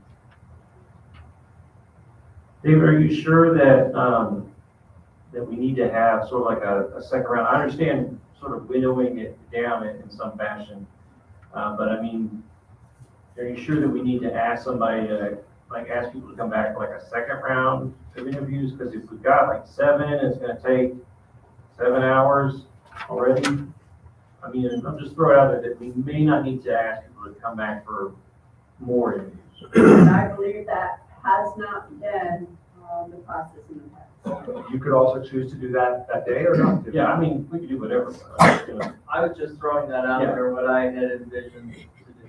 You may get stuck on 1 or 2 or 3 candidates and need that time to bring them back. Tracy, you've done this before. What do you think? Well, if the need arises, then we can always extend that process. I would hope that we could get it in a. I thought you wanted to make it last as long as possible. That was a joke. Kelly, I just found your email. It's sent on April 25th.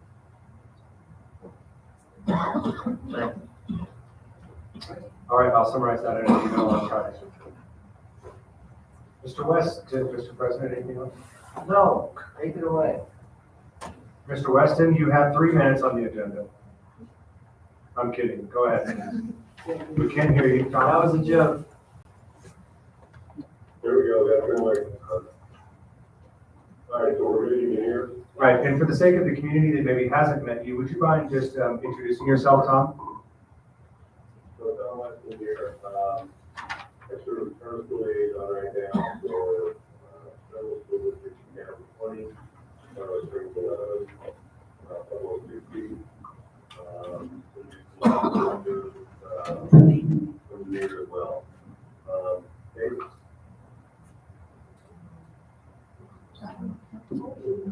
Good job, Miles. Right, so hard. I made it worse. Yeah.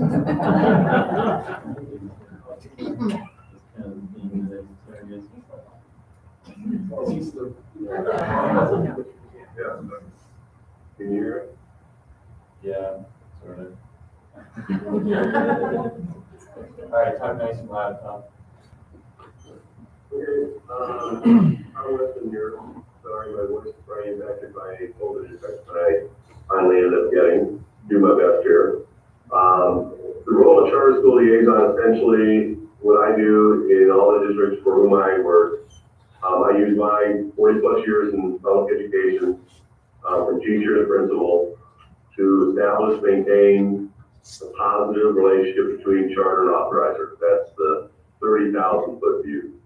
So what I want to do is ensure that the authorizer is aware of and implements best practices as outlined by the National Association of Charter School Authorizers.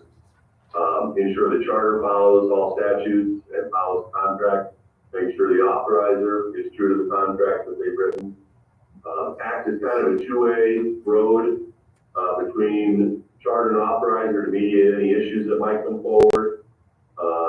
Advise both charter and the authorizer on best practices, mediate any concerns. Sometimes it's from a parent of a charter school student, and turn that back to the charter. Mediate issues between charter and authorizer. Provide an annual report on academic performance, growth, leadership, governance, and finance to the district, and also share that with the charter. So that's truly the role of the liaison, to kind of be that conduit between authorizer and the charter.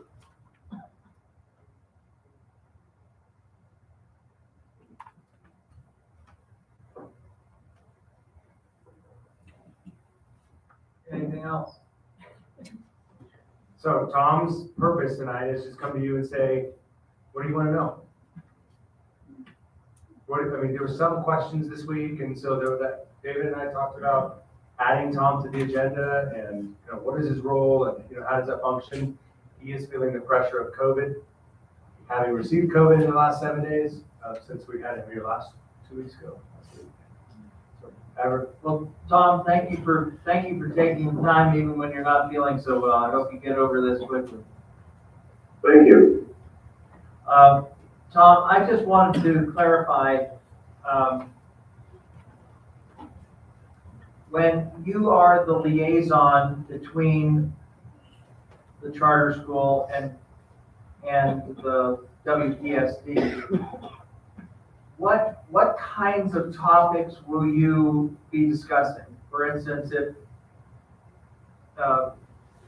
is it something that would be between issues about, well, I don't even know where to start. Dr. Neal, perhaps you would have better questions, or Tom, you'd be able to give. Well, I think we run into times where, the audit, we will use the same auditor between the district and the charter school. And so the timing of that, when is the audit done, which days, which weeks,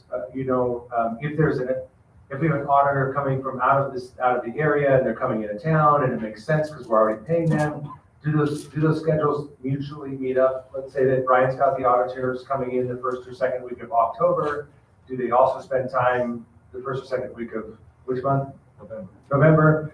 Does it also make sense for that to happen at the charter school at the same time, or do they have a different cycle? So a lot of that is communication. And then some of that's negotiation a little bit too. Brian's like, hey, I need to get my audit done, and in order to do that, I need to get your audit done. And so you guys had your audit scheduled at a different time. And so that's some of the scheduling. Tom, you have probably, one of the things we talked about was a list of all of those activities. Those activities are in the hundreds of activities, right? Right. So, for example, helping maybe remind a charter when certain reports are due. So every month, that they meet a financial monthly update that's part of their board packet that I then send to the district as part of my attendance at their board meeting and executive summary. Here's their monthly financials, their quarterly financials, when the calendar is due for the following year, when they adopt budget. Typically, most of the charters are very much on top of that, but if they need a reminder, they can. We had a case many years ago, Colorado Springs, where the charter was talking about student fees, and it morphed into basically a fee as a condition of enrollment. And I had to raise my hand and say, no, that's a violation of statute. And they weren't trying to violate statute, they just didn't know any better. And once I could tell them, no, you can't do that, here's the statute, they were great. And so you work in those ways. If there's a frustration, I try and bridge that gap. So I get a hold of Dr. Neal or the appropriate person and bring the parties together for a conversation. Once a year typically, you sit down for a couple of days and review the current contract and look ahead to the next year. And kind of mediate that conversation. If there are some issues that are in the current contract didn't work so well for either party, discuss that and see if addendums can be made to the charter contract. We kind of have that annual review as well. So it's situations like that as they come up. If there are some questions, I'm an easy point of contact for the charter principal or the executive director. A lot of times if there's a parent concern, they will call me, the parent will, just because they think our liaison is some kind of superintendent of charter schools, which isn't true. And I send that right back to the charter. So I'll get with the principal or executive director and say, here's the situation. And then just good, thank you. So, Tom, a charter school liaison, I know that that role is in the charter contract. Is that simply a contractual thing, or the charter school liaison something that's always in like the charter school laws and things like that? It's not in statute. It's a field that's grown. I mentioned at the town hall the other night, when I started this 12, 13 years ago, I didn't know one other person as a charter school liaison.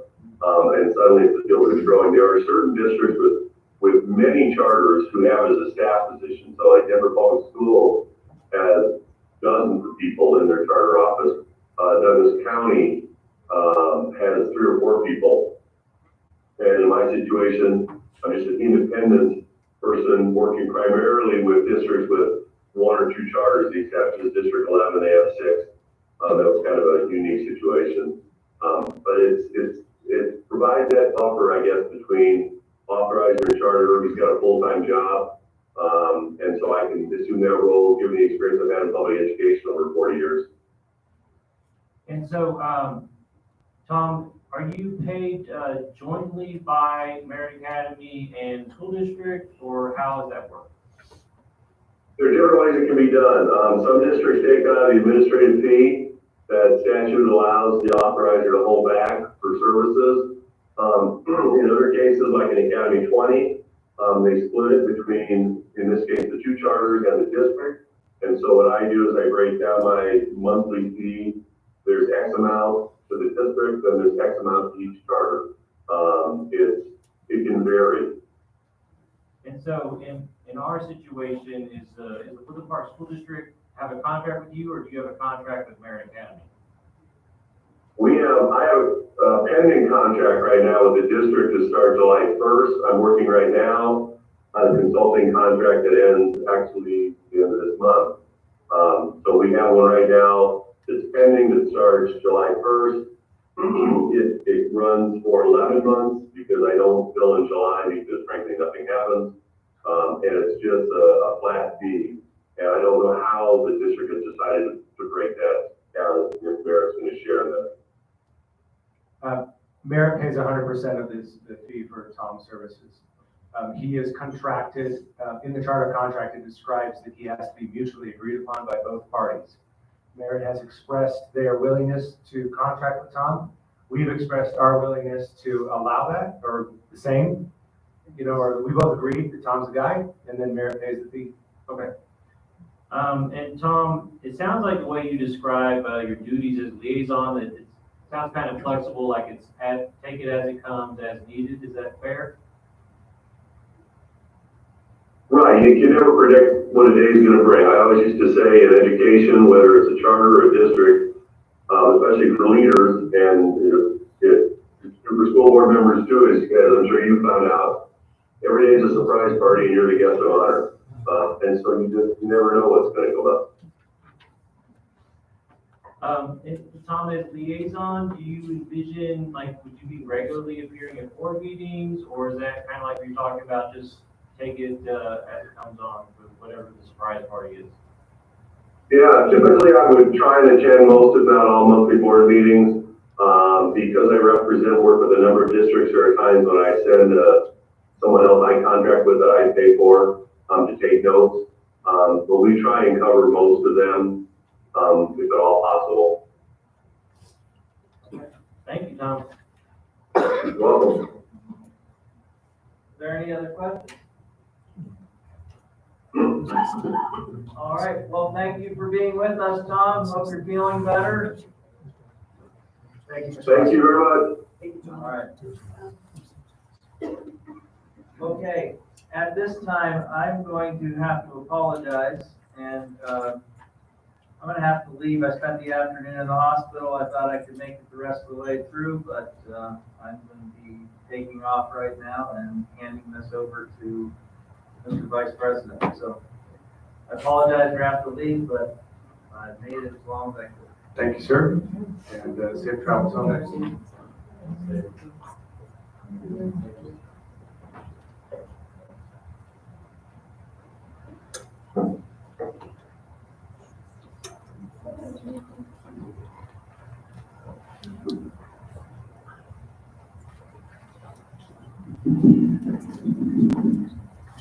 Mr. Garrett, is it me this time? It is you. It says in the paper. It says in the paper. And you close down the house, we'll have director comments afterwards, and that's it.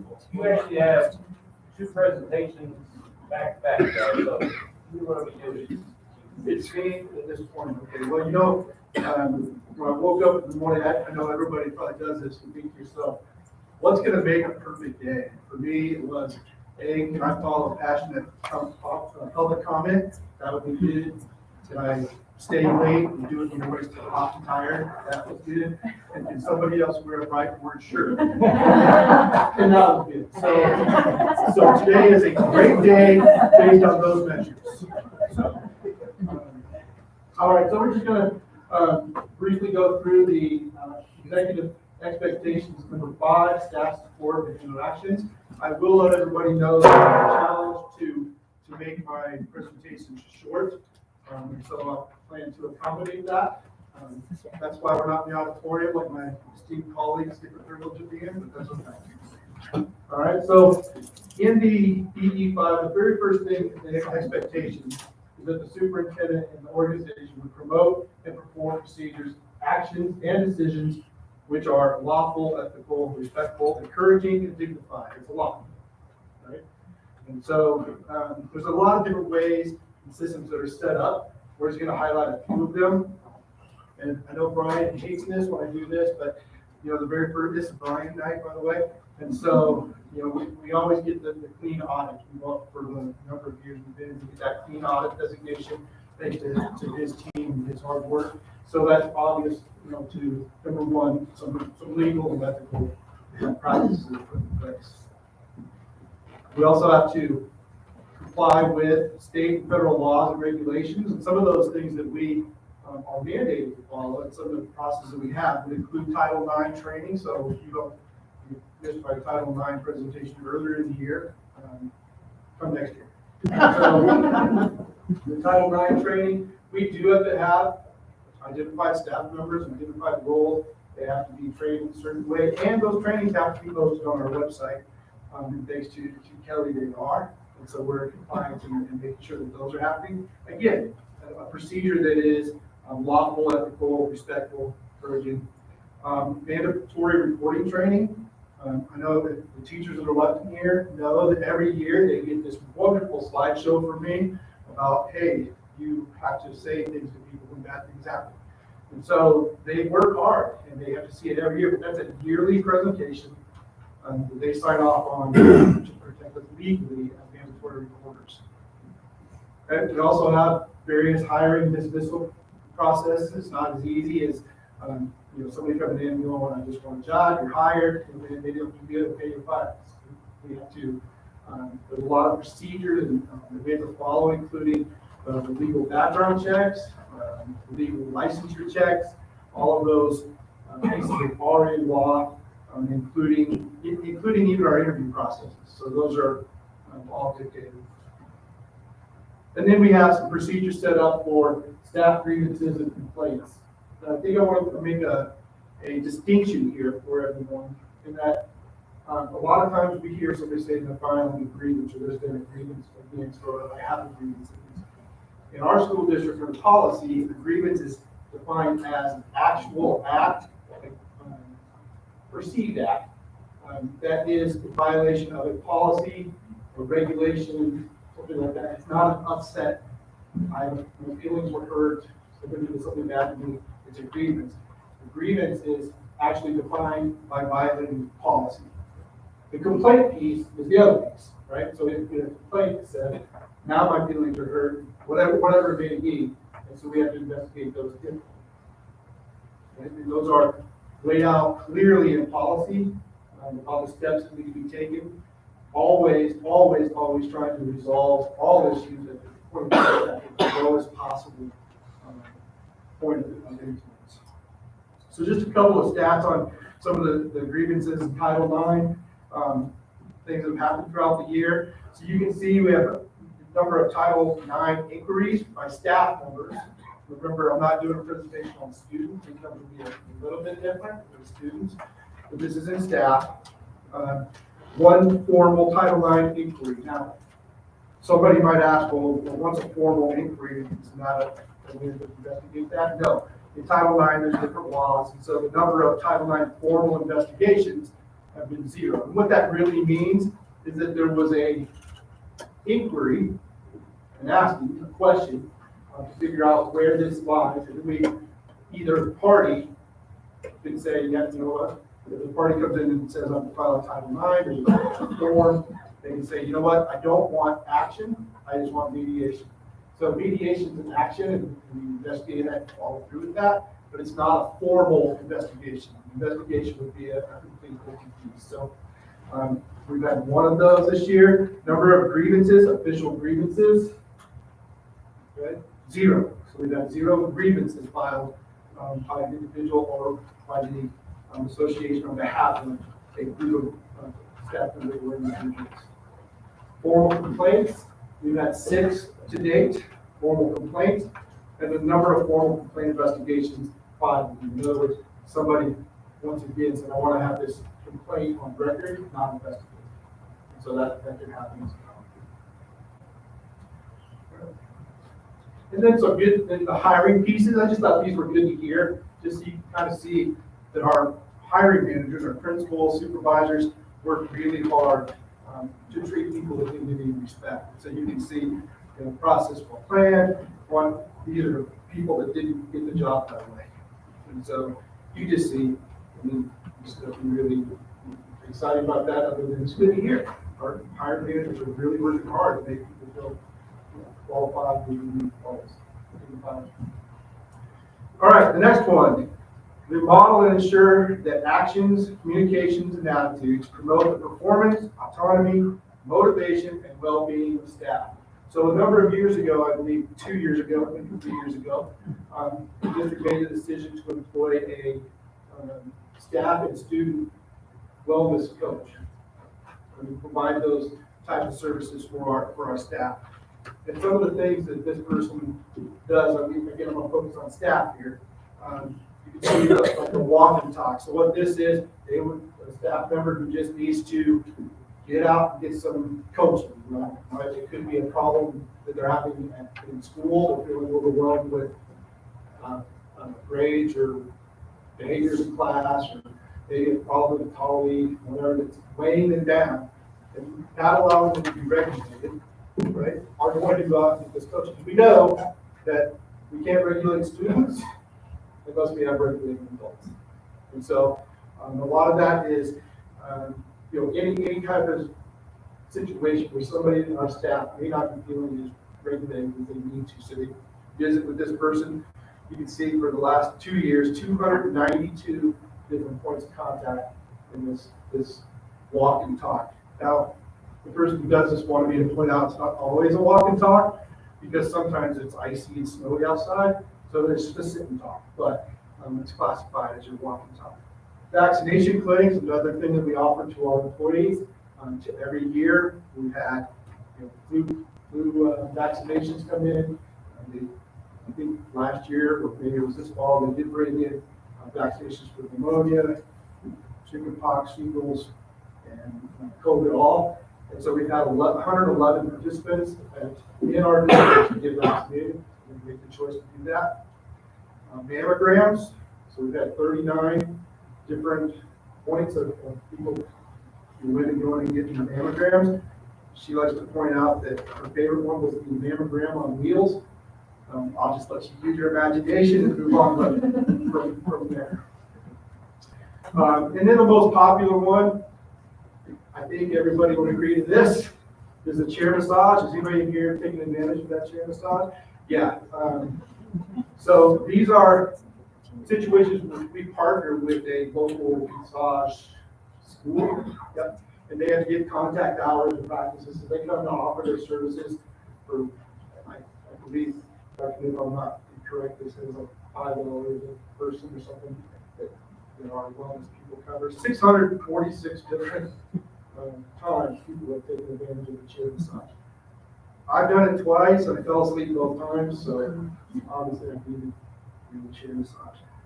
And then one of the goals of the wellness team is to spread out so that the responsibility for staff wellness and staff well-being doesn't fall on just this one person. So she goes out and she recruits and gets our staff members to be involved to teach different classes to our staff. They staff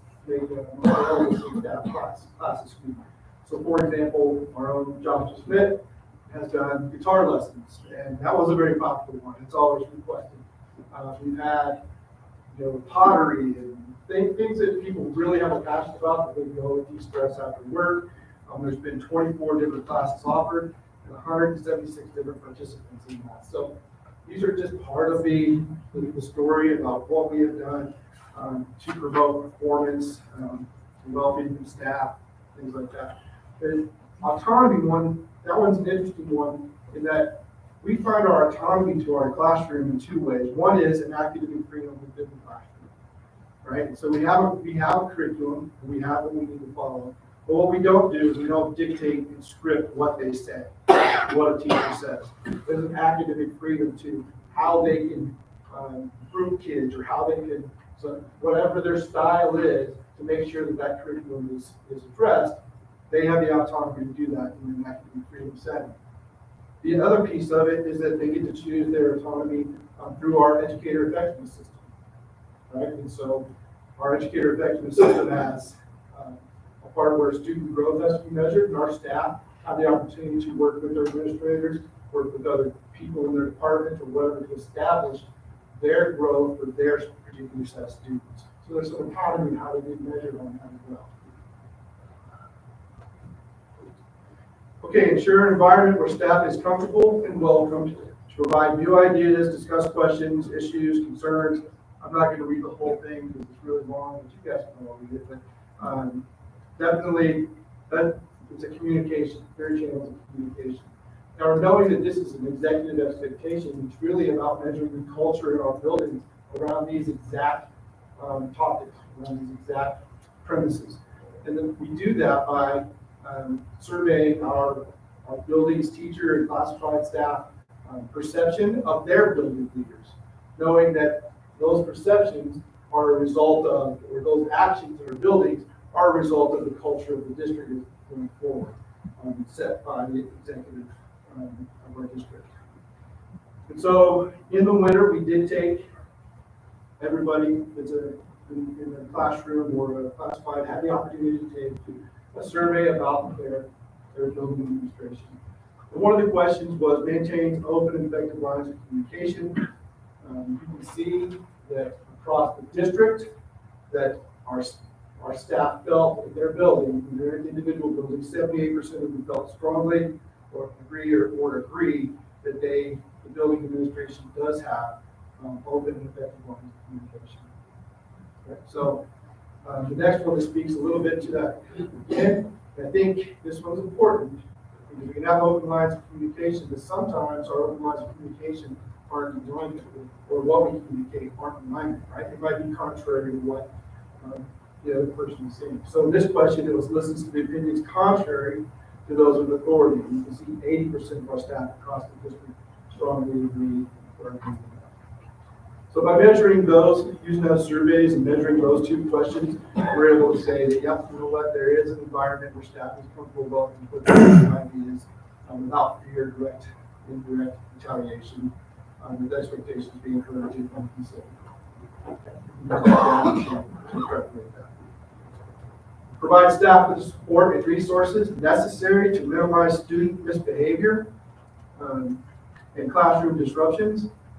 Sometimes those little buggers, they can act up, ensuring a respectful and optimal environment for effective teaching and learning. So, you guys don't act up? Yeah. Again, using the same survey with direct questions across the district.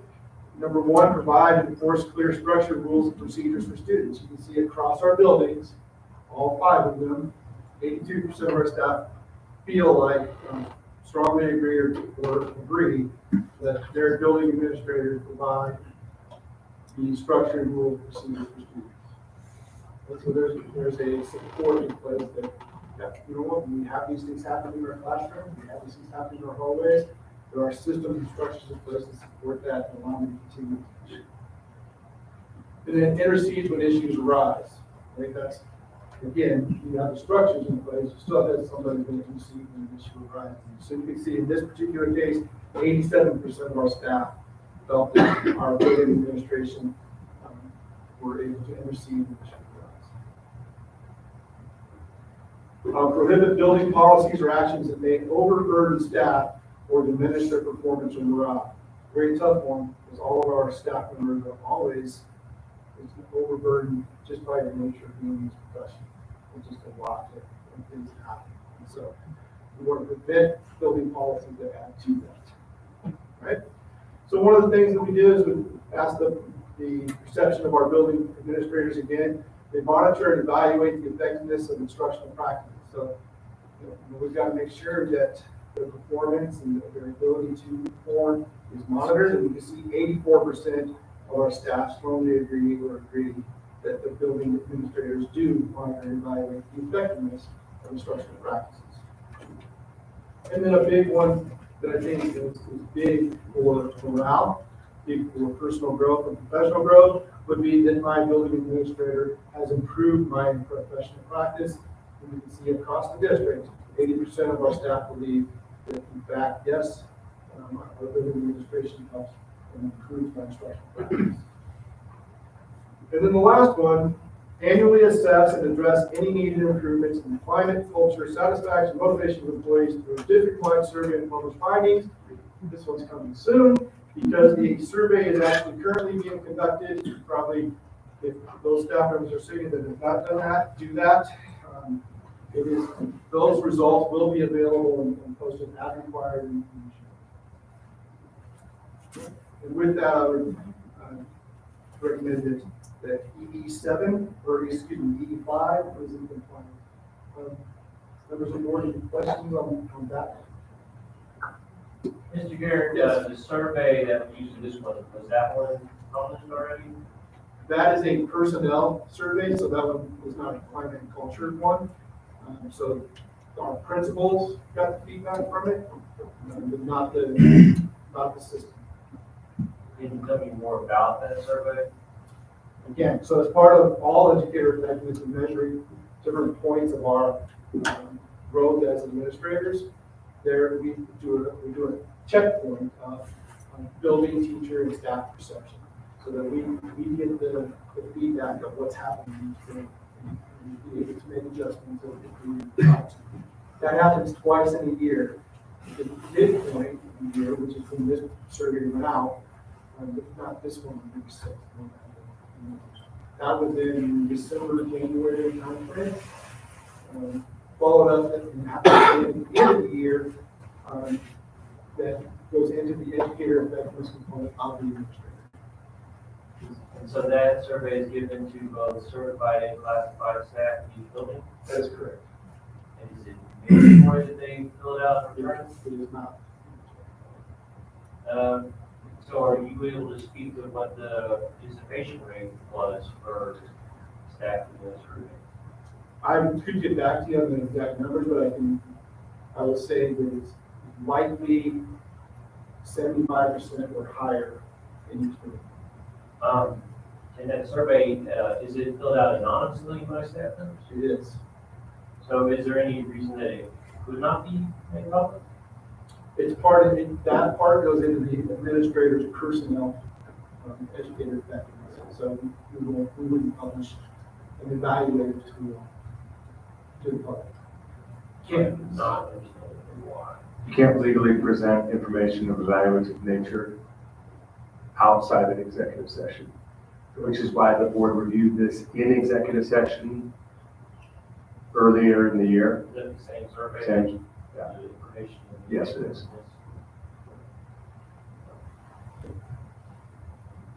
Thanks, Bill. All right, no problem. Any other questions? Keep going. Next one, I got the paperwork. We might as well do paperwork at the end of both. The next one is a 5-minute deal. Yeah, so that one was brief, so he challenged it to be even more brief. So here's EE7. Okay? So, EE7, I report compliance of the EE7 expectation document as a summary of all EE presentations throughout the duration of the academic calendar. Specifically, community connections have transpired through the linkage meetings and across community communications and emergency communications, such as snow day procedures. Specific topics such as money transfers, reviewing the board of media coverage, extensive monitoring data as presented by the executive staff, which you've all seen us do, have fully conveyed the breadth and depth of needed reports. Furthermore, weekend updates combined with personal conversations with the superintendent facilitates connection. Finally, all matters required will continue to be presented on the consent agenda along with the supporting data to convey needed approvals. I will be for compliance. That was last one. So we'll go ahead and build this one down, so I'm going to do it. And then there's a note just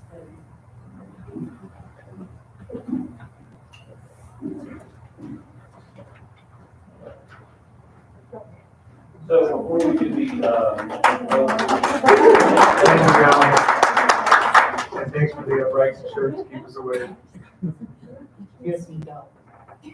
so before we do the, vote following, Mr. Garrett's presentation, I do need to ask for a motion to accept the presentation as presentations as presented. So, I'll make that motion. Second. roll call. Austin. Illingworth. Aye. Patterson. Aye. So now, board members, we will take a moment to fill out the rubric, give a rating, and then we will sign the documents, one for each presentation.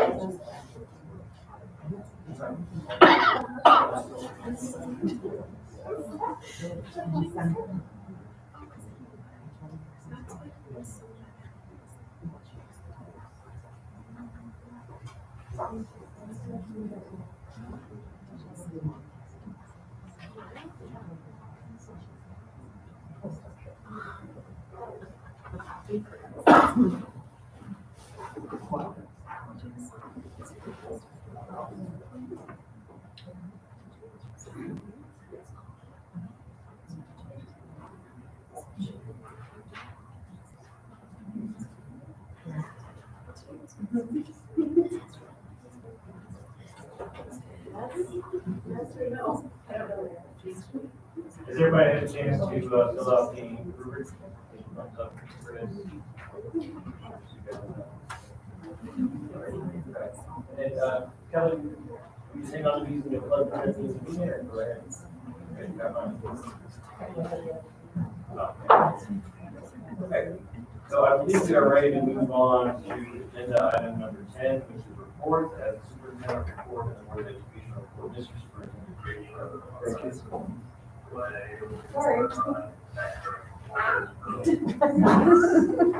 Kelly's playing video games again. Just kidding. I just have one briefly, Gateway left some yearbooks on each one of your spaces, and this is just really a good moment for just to look at some really cute faces. And just remember, at the end of the year, these kids remember so much of their journey. And this is kind of that moment. We're in that 5-day period of time where the students are out and they're just signing each other's yearbooks, and you think back to your own story of how you grew up and kind of those memories.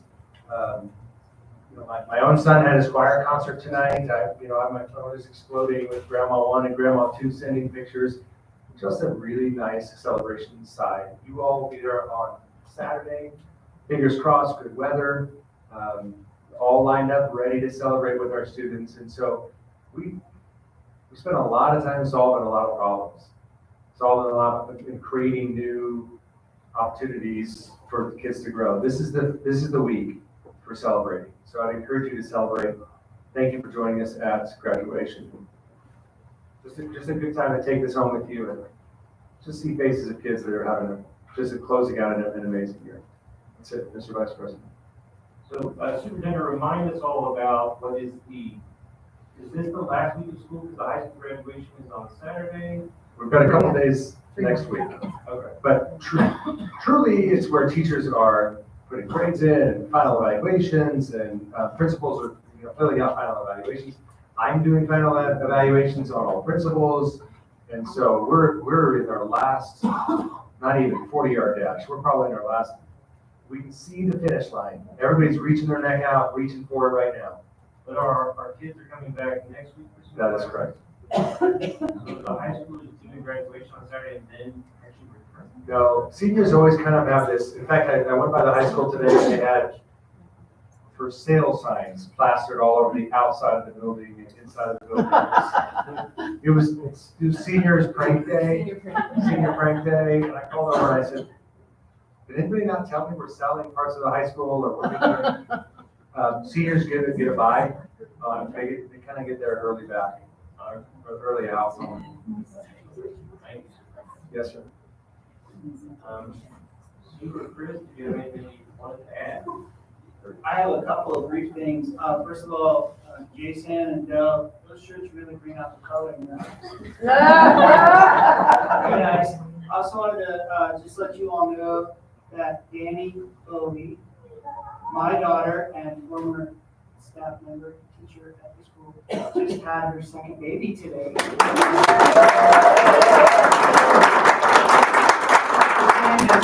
His name is Benny James. Nice. That's really great. And I promised I wouldn't make any announcements about this until she posted on social media. So it's all official, it's all here. And they are healthy and well, and coming home tomorrow. So I also wanted to mention that in the list of new hires, I recognize some names of folks who are moving back, and so it's really exciting. And I also wanted to just acknowledge a couple of things briefly. I witnessed tonight humility. That's some measure. It's a step, and it's in the right direction.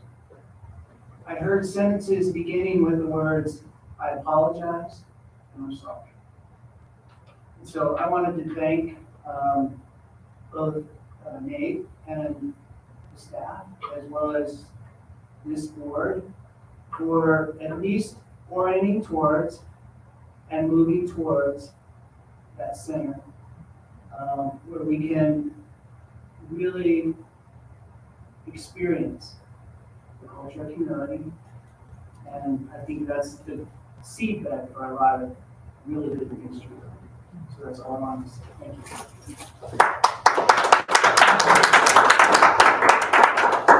Well, then I will humbly, but without apology, but with congratulations to Mr. Austin and his lovely family. Ask if there is a motion to adjourn. I'll make that motion. Second. Roll call. Austin. Aye. Illingworth. Aye. Adams. Aye. Meeting is adjourned. Thank you. And